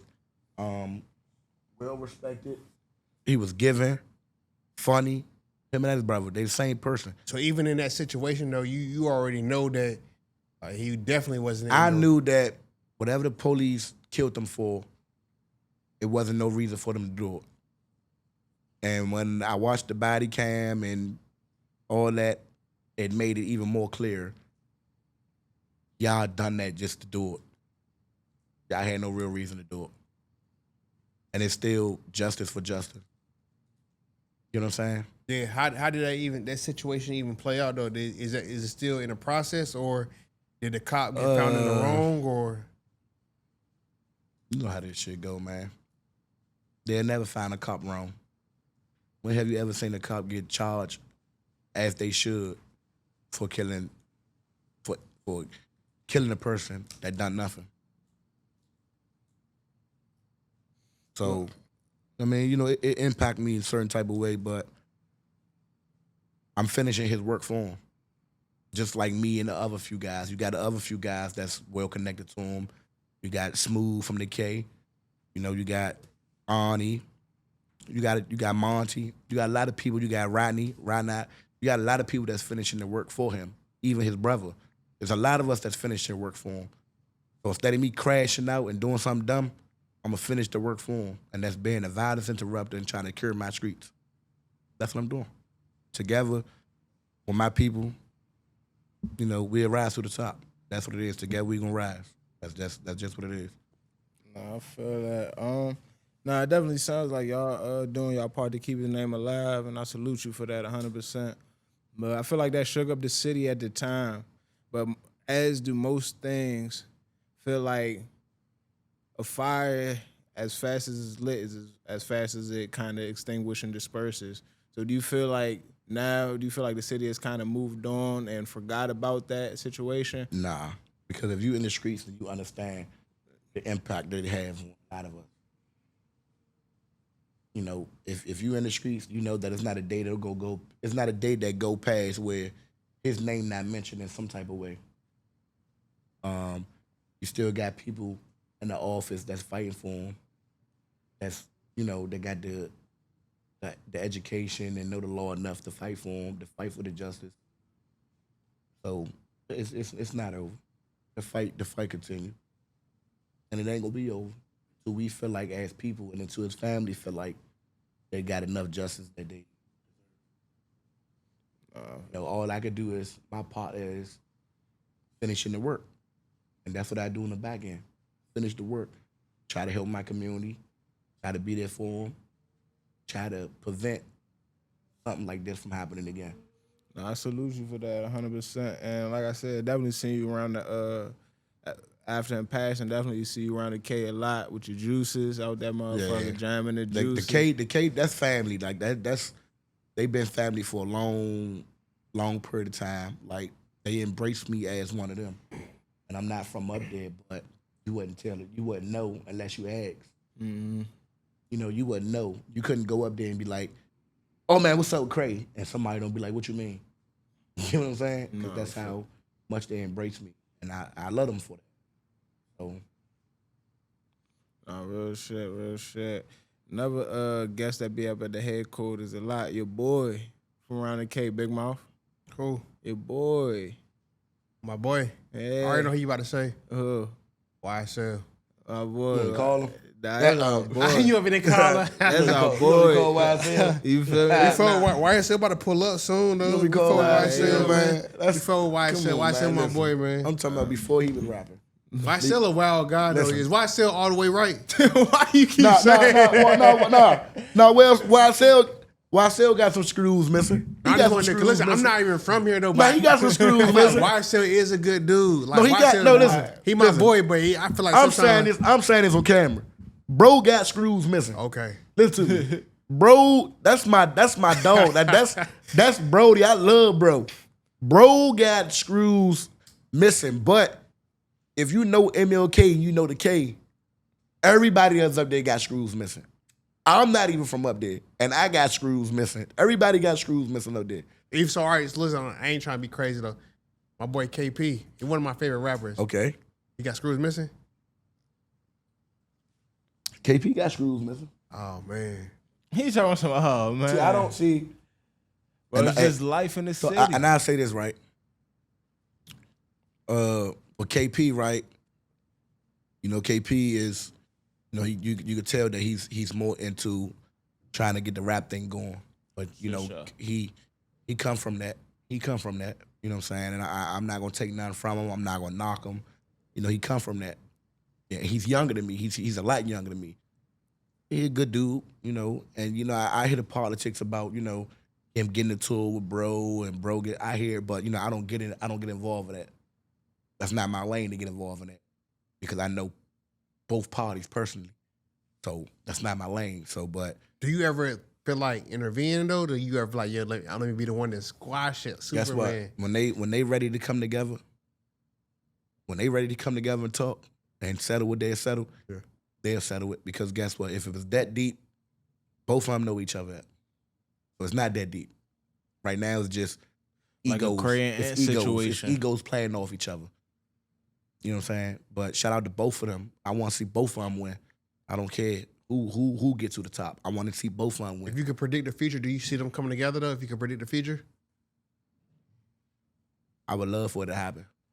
They'll drop some shit. YSL been dropping shit. I love lately. for it to I ain't happen gonna right. hold you. I love for it to happen right now, because the come up that YSL on and the come up that KP on, I love for it to happen right now. They turning up. I love for it to happen right now. You know, shout out, KP like I just said, shout dropped out that both tape. of them. What was you thinking, though, when not KP, but YSL, when he got locked up for the whole, like, kidnapping? I feel like that was kind of like, I feel like YSL, Oh, I know. YSL rap career was going up, though. I feel like he was kind of lit for real. And he took a YSL mean-ass break just off the whole Right. alleged kidnapping girlfriend. I tell don't know you what this, happened. I tell you this, I know nothing about that, so I can't even speak on that. But you didn't hear about that? Nope. You don't know nothing? Nope. So you It's kind of you should like, practice. I'm just saying, you kind of like on video making like I'm making some shit up. I seen I never said you made anything up. What I said is I know nothing about that. I know nothing about that. Yeah. I know I can't even give you no details about it. I have nothing to say about that. Nah, KP. But what I can say is his rap career is still going up. He just dropped damn near 7 bangers back to back. I see him, though. Nah, he been dropping shit. Now, listen, I I ain't do gonna see hold him. you. No, I see him turning up, but I'm just letting you know before he got locked up, YSL was like one of the. He still is. I ain't even trying to say He like still is. Cause he is going back up, though. But he took a mean ass break, bro. I'm just being honest. I take the Do it mean look like it? serious. Do it look like it? Do it look like he went down? Yeah, he went down. Now you it don't gotta. look like So it. now you gotta. don't look No, like no. it. Listen, I gotta give No, him. he's working hard Big now. Mouth He's looking going at back it up. from This point of view. analytics, like not Okay. from an analytics side. That's what I'm saying. Like, Okay. nah, Big Mouth fuck with YSL heavy. Yeah, Like, no, I know. I'm going YSL real But deal. so with that, he's super critical on the niggas that he fuck with. He watch. Well, so you feel what I'm saying? I tell you this. Remember when Takeoff got left when Takeoff wasn't no bad or bougie? you remember Takeoff? You remember Takeoff wasn't no bad or bougie? And he said, "Do it look like I left off bad or bougie?" YSL dropping shit. It don't for look the like song. it don't look like he went down. It looked like he left. He came back and left off. You know, he came back to where he left off at. Yeah. So it's like, I see him building for sure. Like Yeah. YSL real nigga. Yeah, full YSL don't play with YSL. I know that for sure. Yeah. I'm just saying when I seen YSL campaign before he got locked up, YSL was looking like What I've one been of the liking about ones. YSL since he got out though, bro. I ain't gonna lie. And we can attest to this from the first time we ever did an interview with him to the last time he been up here when we was with Muddy and all that. YSL mental and understanding towards the internet and like the business that he trying to get into is light years ahead of where he was at before. Yeah, it's different You feel now. what I'm saying? It's different now. YSL so much more poised on this shit. it's different now. I remember the time when YSL used to get mad at comments. I got a good question for you though. I got a good question He for you don't though. get mad at comments. Yeah, no like more. he more poised for I this shit. got now. a good question for you though. What? What was your thought process though when YSL and KP was going at it though? Did you think anybody was in the wrong, or do you feel like it was just like what was you thinking? I couldn't tell you because I don't know the details of it. You didn't know that either. You didn't know they was going to. Oh man, I didn't know the details. I don't know the There you details go. of. No, listen. I don't know the details of why they getting into it. Yeah, And I ain't know the to be- details to either. I'm be just honest- like looking like. To be honest damn. with you, as a person who don't know the details, I don't really care for them. I just wanted to be over. Sure. I don't care for the details. Nah. No, yeah. even if I did know the details, I don't know the details. Would that be your role though to stepping into like mediating the relationship? Yeah, it will be. And I'm not saying that it haven't been Violence, No, interruption. I wouldn't say that it haven't been no. I wouldn't say there haven't been no attempts to it. It's still attempts to this day. But like I said, when they ready to come together as men and talk, it'll happen. Now YSL pulling up soon. I'll be talking to YSL. YSL pulling up soon, Nah, man. We shout can't out wait. to YSL for sure, bro. But man, in recent passing, man, RIP Rolling Ray. You had any? Why you laughing? No, I didn't You mean to laughing laugh. too. I didn't mean to laugh. I'm bro. laughing because this I didn't mean nigga to laugh laughing. because, like- Nah, No, because, like- it's on this nigga. Like, I didn't mean to laugh, but it's like, The most famous nigga in the wheelchair. yeah, like I wasn't expecting that. I wasn't expecting for him to say, Okay. you know, hey, recipe Rolling Ray. I wasn't I feel like expecting. Rolling Ray Yeah. gave us one of Why our you biggest on interviews. that, Like, bro? I really wasn't expecting. It was surprising. Like, it's not no like, oh, I'm laughing at his death. It was more like, you surprised me because I didn't know if y'all knew about Rolling Ray or Oh, yeah, not. Rolling Ray gave Big Mouth Media like one of their biggest interviews. Yeah, I didn't know if y'all knew about Rolling. I didn't even know you interviewed Rolling Ray. Hey, he funny as shit. Nah, I ain't so I knew Rolling Ray. I knew Rolling Ray. Everybody knew Rolling Ray. You can't be from DC if you don't know Rolling Ray. Even before he became Rolling Ray. famous Rolling Ray in the chair on Instagram or on TV, he was always Rolling Ray in the public. You know, you like I said, you got guys that probably didn't speak or deal with him because he's LGBTQ, but Rolling Ray, I didn't seen him on Minnesota Avenue. I didn't bought an iPhone from Rolling Ray. That's when he had the iPhone C's. If anybody know Rolling Ray had damn near 45 iPhone C's under his chair, selling them For real? on MLK. He was selling iPhone Man, he C's? was selling iPhone C's for damn near $250, $300 on MLK on Minnesota Avenue by the old Shoe City. He was selling them jumps outside the chair, slinging them. Trapping. What? He was selling them jumps. Phones jamming. Man, this when the iPhone C's, the color iPhones, the Look, iPhone he's C like- color. look, he Said, told what me, color yeah. you want? He was selling them jumps. Oh man. And I bought good one of my first ones from him. And he never disrespected me. I never disrespected him. Every time I seen him, we spoke. So it was like I didn't. Did you have like a phobia though, like being that, you know what I'm saying, you knew he was with the LGBT community? Why would I have a phobia? You know, I'm just saying sometimes like people be thinking crazy though because Nah, I'm very mean by comfortable. that, Chad? I'm very comfortable in my sexuality. yeah. You know, and when you're comfortable in your sexuality, it wouldn't matter what a person like or who they deal with. It wouldn't bother you. So him being LGBTQ didn't bother me because it's like that's his life. I'm not living that. He's living that. You know what I'm saying? I don't have the power to judge you. I'm not God. I don't play God role, so I'm not going to judge you. For sure. Shit. You believe he definitely like one of the legends though coming out of DMV? He on your Mount Rushmore for DMV content creators? No, I wouldn't say he on my Mount Rushmore. For content creators, we talking about overall content But look, creators. I'm not gonna lie though. I feel like he up there. You gotta give him. This on the type of time as character though. Like when I first like came into the DMV area though, he kind of like was in a character. Like he didn't even give a fuck. He just out here just like saying whatever. Like who is being lit as long as he being lit though. What do you say as a character? I'm saying from we talking just numbers, bro. Like, you gotta put him up there. He was in a character though. Like who has been lit? Like who was lit during his time though? Because he been lit for a while. He been lit since Vine You till this decade. You had a lot of people. Like who? If you talking about entertainers wise, That's been at a consistent high though. yeah, you Underground or who? You had what's the lady name? She was just on Wild and Out not too long ago. She's from the DMV area. Who? J. Cole. Okay. You had I don't know her though. Nah, I do. Yeah, J. Cole, good bump. She's been since J. the Cole. Vine. The only J. Cole I know from Fayetteville, Nah, North this is Carolina. a different J. Cole. It's Watch a out. girl. Yeah, watch out. We're not doing that. Watch out. Go ahead. Watch out. Watch Yeah, out. Nah, shout out J. Cole. She been up since the early days. You had J. Cole. Who else can I name that was a good entertainer? You still got like the APAPs.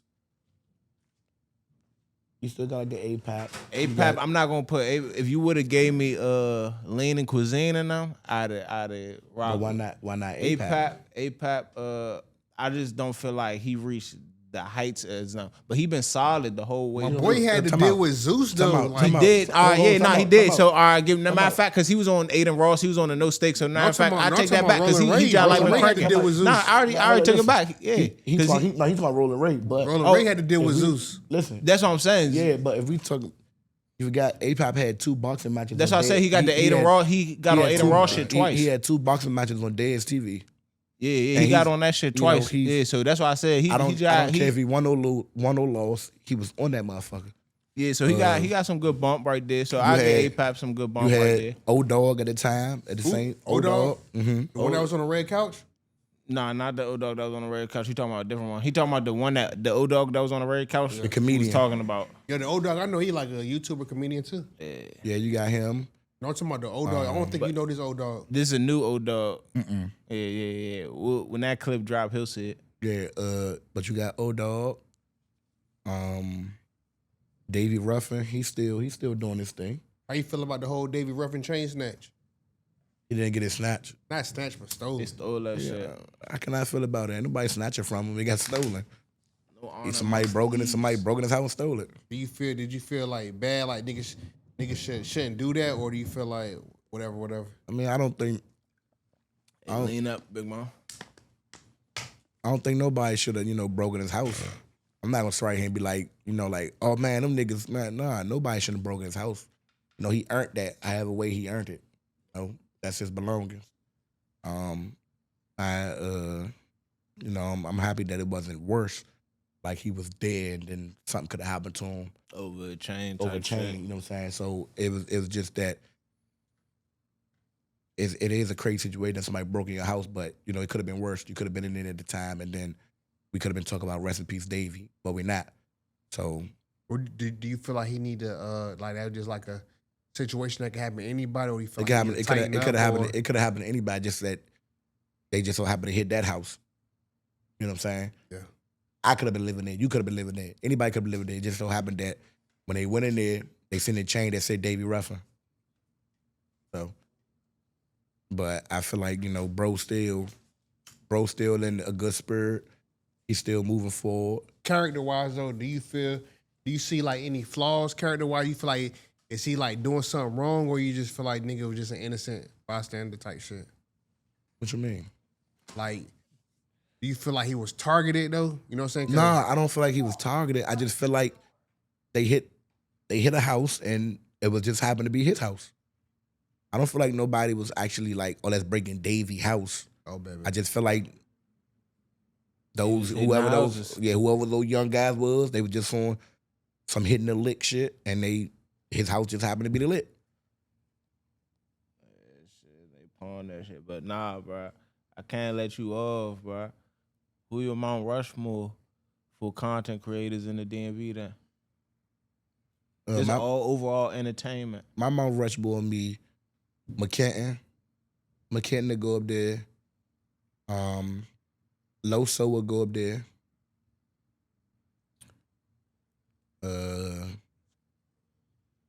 I put O-Dog on there. I got Goofy's Pap and Davy Tide and Ant. I got Ant. I gotta have Ant on there now. It's like impossible. Yeah, if we going overall, that's how I said Yeah, overall content. it's impossible how you overall leave content. Ant out. You have to put Ant on there now. Ant got he's when it comes to content and when it comes to the internet, it's in the chokehold. He got it right now. So it's like he might not been out as long as McKenton and the O-Dog and the Losos and them, but his numbers are bigger than whatever anybody else done. So you gotta put bro in there. Nah, for sure, bro. All right. Yeah, you agree with that? Yes. I told you I ain't from here, so like half of the people I don't want like know. I gotta go look at their content. I gotta go. Is it still on YouTube? Was they around during YouTube? Yeah. I gotta go do my research. But I ain't gonna hold you. We going overall DMV, bro. I feel like niggas be sleeping on lean and cuisine and now. They jive. They numbers is crazy. And they impact and reach jive like crazy. I just feel like they don't get as much credit because they didn't amass a DMV following per se type shit because they did a lot of gaming content and shit like that. I can't even lie to you, bro. I don't even know who Lena Kazina is. Bro, I'm gonna show you them. You be like, oh, I know. And there's no disrespect to them, but I just don't know who they is. Nah, yeah, I wish them all the best though. Definitely do. Bro, that's how you know. I got another question though. I seen this shit been going crazy on the internet. I don't want to say her name wrong. What's my girl name? Like Dakara? Mm-hmm. Is that I said the right? young lady who died with the Mexican? Yeah. How you been keeping up with that story?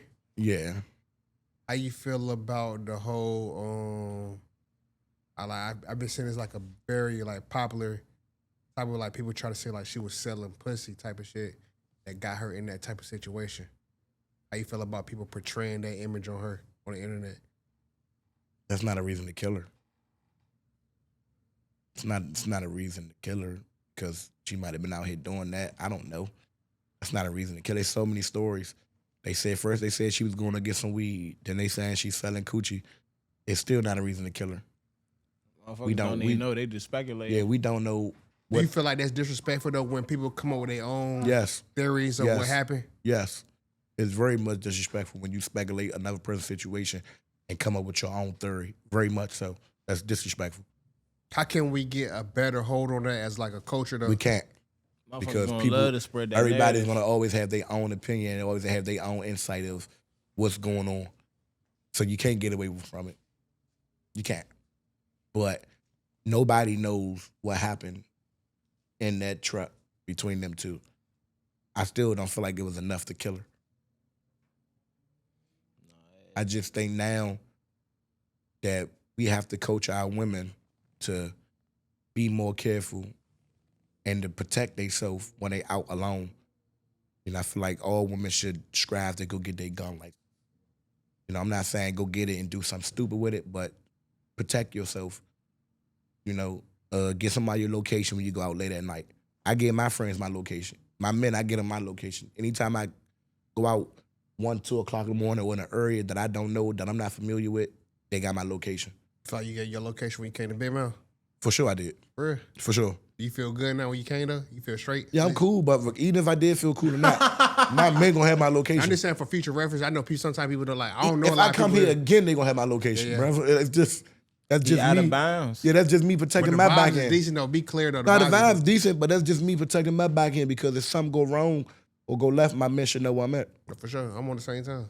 Nah, but speaking of Second Amendment rights, man, Charlie Kirk caught the next shot. You feel me? Is it RIP Charlie Kirk, or is you part of the group saying we smoking on Charlie Kirk pack? I ain't saying that I'm smoking on Charlie Kirk pack, but it's just like I don't know him or know about him to care for him. You know what I'm saying? But I'm a human being. I don't think outright murder is okay.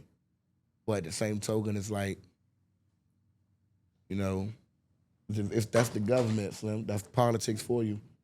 And I don't get involved in government or politics, man, you know, because that's a dangerous game that them guys play over there. So. That's a fact. I mean, do you feel that regardless of if you ain't agree or agree with what he's saying and you can say racist and things like that, do you think it's enough to kill somebody over just what they saying? Nah. I don't think it is. Like I say, outright murder is not okay. Not okay, not at all, especially over words. Person got freedom of speech. Person want to say some racist shit, then okay, let them say it. You know, you don't have to deal with them. You don't have to be around them.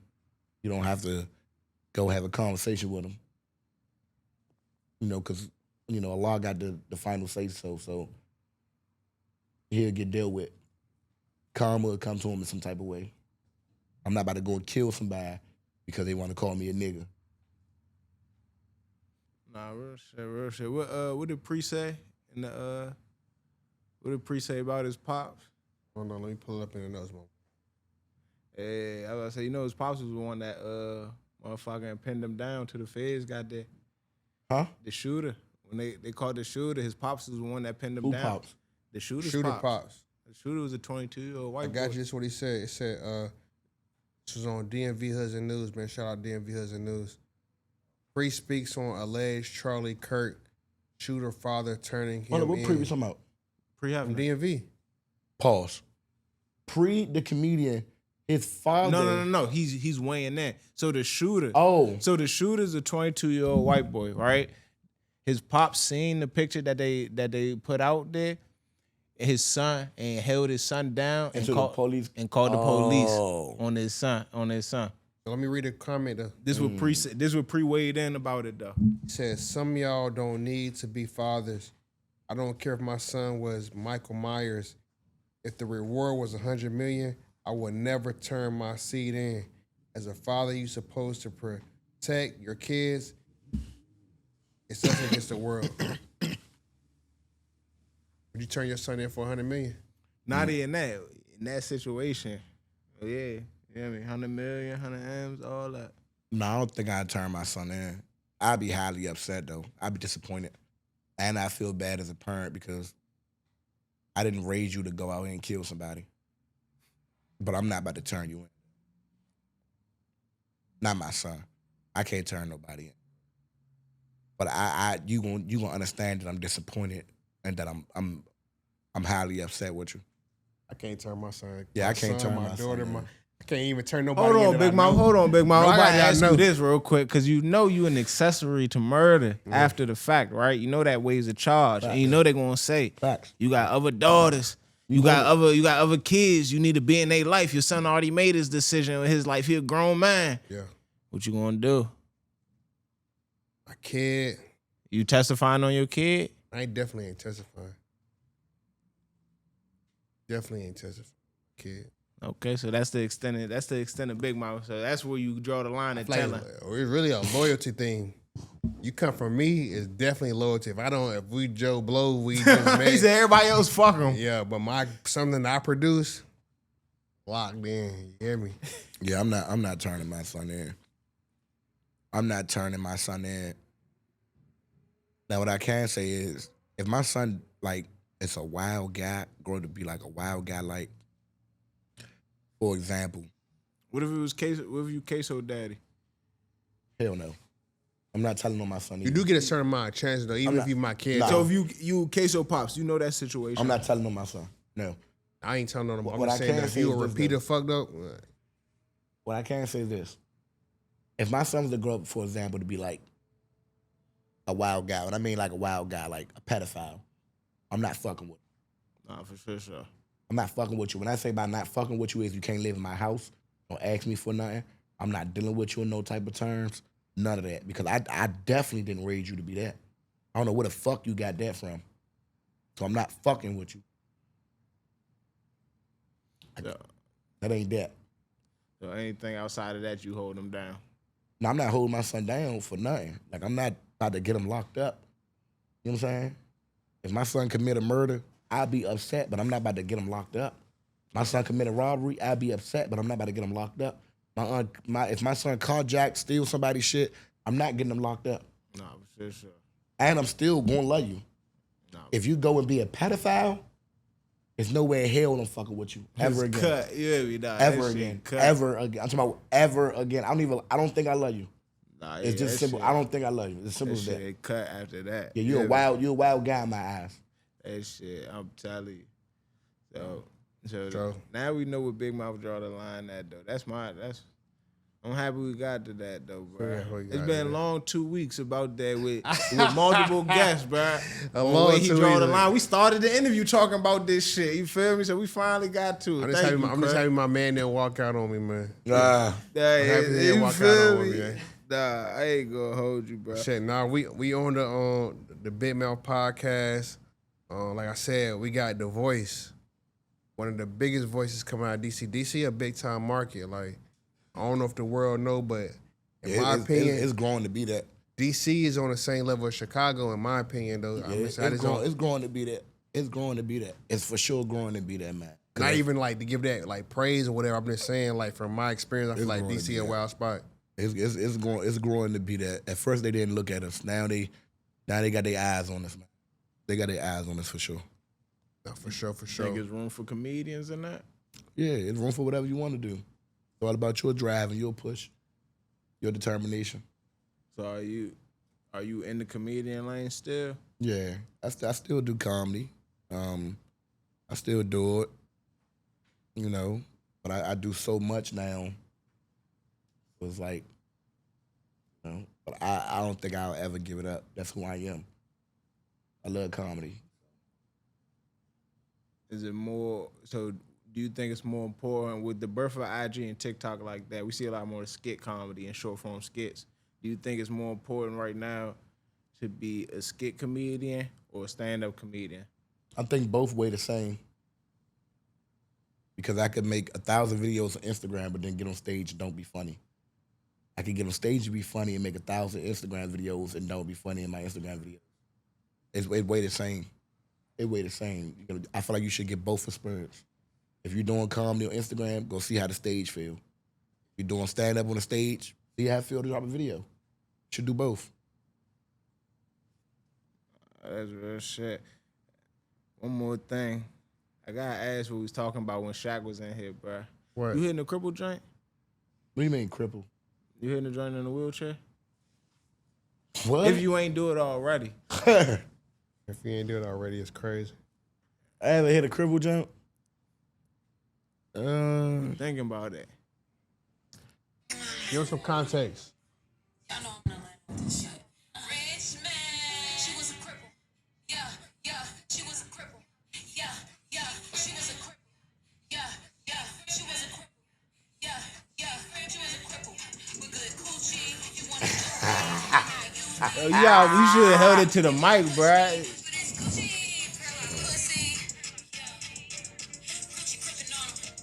Who is that again?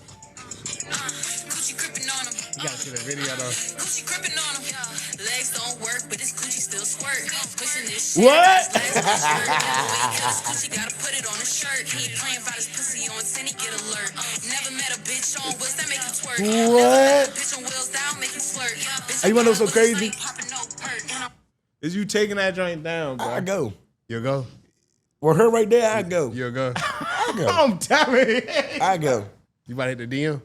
I go, bro. Would you hit the DM though? Super. I hit the DM. What's up with your cripple ass? Bro, why would you would hit? Bro, you would hit That's a the bad first- joint DM, bro. Why Hey, you bro, not hitting the cripple joint That's the DM, first bro? thing I'm gonna say as soon as I get her DM. What's up with your cripple ass? let a nigga roll you around. I think she with the shits though, cause like I'm gonna say, man, let a nigga roll you around. She can't get her rocks off because she crippled, bro. Man, let a nigga roll you around, man. You hear me? I'm telling Let a nigga push you around. Hey, boy. And I'm gonna treat her well too. would you wife her? Super. I'm gonna tell you why. I ain't need. It's probably a bad The joke. benefit. It's not even that. He says a bad It's joke. probably like It's a bad crazy. joke. She can't go nowhere. Yeah. She can't walk out on me. She She can't walk out my life. She in this bitch. You put the brakes on the I back of fuck that with wheel her. shit. I fuck with her. I'm on that. He gonna be mad as hell if he see somebody trying to help her out, just give her a push. I'm everything. beefing. If I see any nigga grab her chair, I'm trying to see about him. Why you pushing my lady chair? Nigga, I got it. Fuck you talking about. What? Don't push my lady chair. Nigga, I can push my own girl chair, nigga. Oh, damn. And she better not come in that house talking about, yeah, this guy tried to push me in the store. Fuck you mean he tried to push you in the store? Like, you don't need nobody help. I got you. Nah, for sure. Yeah, I fuck around by her electric jump. That way she won't need no help. She be in that bitch. Yeah. I'm telling you, bro. What you being biased, bro? Yeah. We gotta redrop this shit right here. What you being biased against the cripple drinks, bro? I'm taking cripple jump. I ain't biased. Oh. I'm fucking with her. Man, I bro, love the that- confidence. That's what I'm saying. She cute, bro. Nah, she kind of like, I ain't gonna lie though. I'm looking at the video. If like, she love me, I she love lit. her. You same with a midget? I dated a midget. You wildin'. I dated a midget. What was that like? Hey, shit. Huh? What was that like? It was fine. Hey, midgets be thick as shit. It was fine. Did you ever like? Was it constantly in your head that she a midget, or that wasn't something you was thinking about? You get over it on the first day. So you weren't even thinking midget. You were just thinking short. No, I was just thinking like you was thinking shit. No, I was just thinking like, she cool. She fuck with me. I fuck with her. Like, we cool. Like, personality great. She smart. You know. All right, then. She ain't no wild jump. All right. Walk around with it on my shoulder and shit. You got standards? What you mean? Do I got, What the fuck? what you mean? Do I got standards? He said you sound like a wild What you mean, nigga do I right got- there. Why you had that? Cause you want to talk to a midget? I ain't saying that. I'm just saying, do you even care though? Cause some niggas, some niggas be like dogs, like they don't give a fuck. Yeah, I care, but you can't hope who you like. Not for sure. Can't hope who you like. Hey, I'm just asking though. I ain't saying one way or another. I'm just asking. Yeah, he want to talk to a midget. you cutting it off at midgets, bro. I think I done talked to some midgets. You one of them guys that scared of midgets, like You start staring at him and yeah, shit. he got phobia, like he's No, scared I of midgets. feel like I ain't gonna lie to you. I talked to some women that was like short as hell. It just make you feel like masculine. Like He like midgets. no, I ain't saying that. I'm just saying, it do make you feel masculine. Like You be picking that Little person. yeah, I hope we Yeah, not they even don't doing. like to be called midgets. Yeah, Little man, yeah, person. dude. Yeah, little I midget. apologize to be honest. I'm going to say I apologize. I'll pick you up and kiss you on your You know, forehead. sometimes bitch. you know the LGBT shit I ain't crazy. gonna- if I get any little person, female that's mad, and put her down. But I just look at little people like regular. I look at them like regular people. I just look at them like regular people. Right, you know, everybody regular. Everybody got. yeah, everybody they regular. And like I said, it wouldn't matter if she a little person. If she love me, I love her. She treat me right, I treat her right. She Was there any respectful of like me. extra like enhancement though from them that you see like damn this like people don't know like midgets do this like a lot. Oh nah, This he's nigga freaky, could- man. Nah, it was like talking to a regular human being, bro. They just midgets little. thick as shit. It's like talking to a regular human being. They just little, bro.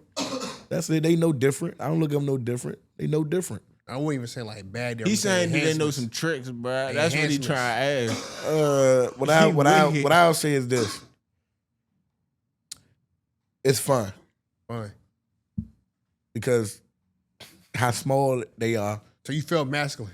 I feel masculine because Y'all was laughing. because let me tell you. Why Let you me keep let me tell saying you why. that? This was man. during I was short. I felt Let me tell you why. masculine as hell, Let me tell you like- why I feel masculine. I see where you going at. Let me tell you why I feel masculine.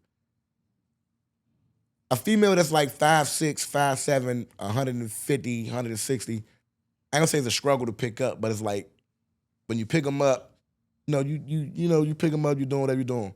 When you pick up a little person, it's kind of like more room to. They're like a football. It's more. You go.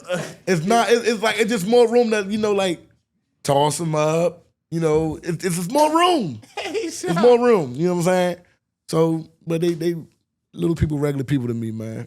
I love midgets, man. I got nothing against y'all. Big Mouth love midgets too. We don't know about play, but Big Mouth love midgets. I Well, I love little people. It's I nothing told you, against little y'all. midget, little joint stick. They be thick as That's shit. all he worried about is how big they butt is. He don't care about their personality or nothing. He just have to- We gonna start at how thick they is, then we gonna work our way up to the bro, personality. They got great personality. I mean, I bro. feel it all. good people, yeah, man. Yeah, they very good people. Hey Mo, while we on it, I gotta hit you with a throwback joint since Big Mouth not from head, bro. You gotta explain to them what funky time is. Oh, funky time. What the hell is funky time? Same clothes for a whole week. I'm on funky time. The hell is funky time? Same clothes Just for wear a the whole same clothes? Same clothes for a whole week. I'm on funky time. So for me to be on funky, I just wear the same. Nah, but see, I'm gonna tell you what funky time is. Funky time is really just grinding. Oh, bad. So like, sometimes you get in the grind mode with those you don't change. You don't change. Like Clothes. You don't change clothes. You just grinding so much that you forgot to go home and change. Shit jumping. Shit booming. No, you got that. Yeah, go ahead. Shit jumping, shit booming so much, you don't change. Like, I done been on funky time a plenty times. You know, like, I ain't got no problem being on funky time. Like, if funky time don't literally mean your arms stink or your hygiene bad, it just mean like, now this nigga ain't changed his outfit yet. That's funky time. Same clothes for a whole week. So you could, like, I could wear this tomorrow. I done probably really showered and all that, but I put this back on. Oh yeah, I'm on funky time. I ain't changing this shit. Like, I'm not changing. Oh, you can ask anybody in the DMV about Kray, bro. This shit might be on for 30 days. Damn. Yeah, bro. Like, that's just what it is. Cause I'm grinding so much. I'm gonna go home. I'm gonna get in the shower. I'm gonna change my drawers. That's what I'm about to say. I'm gonna change my drawers. That's the most important thing. I'm gonna change my drawers. Drawers and socks. I'm changing. I'm gonna change my socks too. But this Man, shirt, we good. these pants, this tank top, these shoes, it's probably 100 pair of shoes in the closet. These shoes, these pants, this tank top, and this shirt, that shit coming back on. As long as you change your drawers and socks. And you guess Gucci. what? My bankroll gonna be right here. Yeah. Same clothes for a whole week. I'm on funky time. That bankroll is amazing though. I get that. Yeah, I change when I get to the Met Gala or something, man. I ain't about to change for y'all. For sure, man. Call me Penny Proud, man. I'm gonna have the same outfit on every episode. For real. Sure, I feel like this joint right here is gonna be one of them joints that, like, you know what I'm saying, we really appreciate you though, because, you know what I'm saying, your future is to the moon. You feel me? Appreciate it, bro. I feel like you got a long way to go. You did something already early in your career that I feel like a lot of people struggle to do. Like, you already evolved though. You came from a young person to, like, we seeing you grow up. A lot of people can't, like, transform their career. They get stuck in a moment. Like, you, I feel like already got over that hump. So it's like you can only bring better to community, better to, like, life. It's like, I feel like I'm curious to see, like, how far you take this stuff though, because a lot of people is depending on you. Like, you're the voice. So I appreciate you coming through. Like, you could have been Hollywood. You couldn't, you know what I'm saying? You ain't had to fuck with Big Mouth Media. So for us to have you on the couch, that's like, you know what I'm saying, appreciation. Appreciate it, bro. Appreciate it, man. Hopefully we can do this again sometime, man. Now, for sure. Let the people know where they can follow you at. Keep on. You can follow me at Kray Chang, KRAY__CHANG. That's my Instagram. That's my Twitter. Yeah, you can follow me right there for sure, man. Or you can see me in your local neighborhood around Washington, D.C. Because I'm everywhere. Sure. Anything else you want to let DC know or the DMV know before you get up out of here? Once again, man, like I said earlier, man, to all the youngins out there, you know, man, like I said, stop living for your home. Stop dying for your homies and live for your family. That's the most important thing I want anybody to take from this interview. Stop dying for the homies and live for your family. You know what I'm saying? Have a legacy to where those people respect and not something that people fear. Because people get that confused sometimes. Because you can die right now and the person would still fear you enough to be talking about how much you were stepping and killing and shooting people. Instead of respecting you enough to say, my boy was on the right path of take care of his family, take care of his kids, working, made sure he left something behind, made sure that he had his head on straight. And that's what I want my legacy to be. I don't care about who's killing, who's the biggest stepper, who's the biggest shooter. That don't impress me. What impressed me is you standing tall and providing and not being the same as everybody else. So, man. Yeah, man. Shout out to my boy Kray. Appreciate you pulling up. Well, make sure y'all follow Big Mouth Media 2 on Instagram. Make sure y'all subscribe to the Big Mouth Media YouTube channel. And we having a lot of real conversations in the building. Make sure y'all follow What's the Play on Instagram. Make sure y'all follow Big Mouth Media on TikTok. Got another one.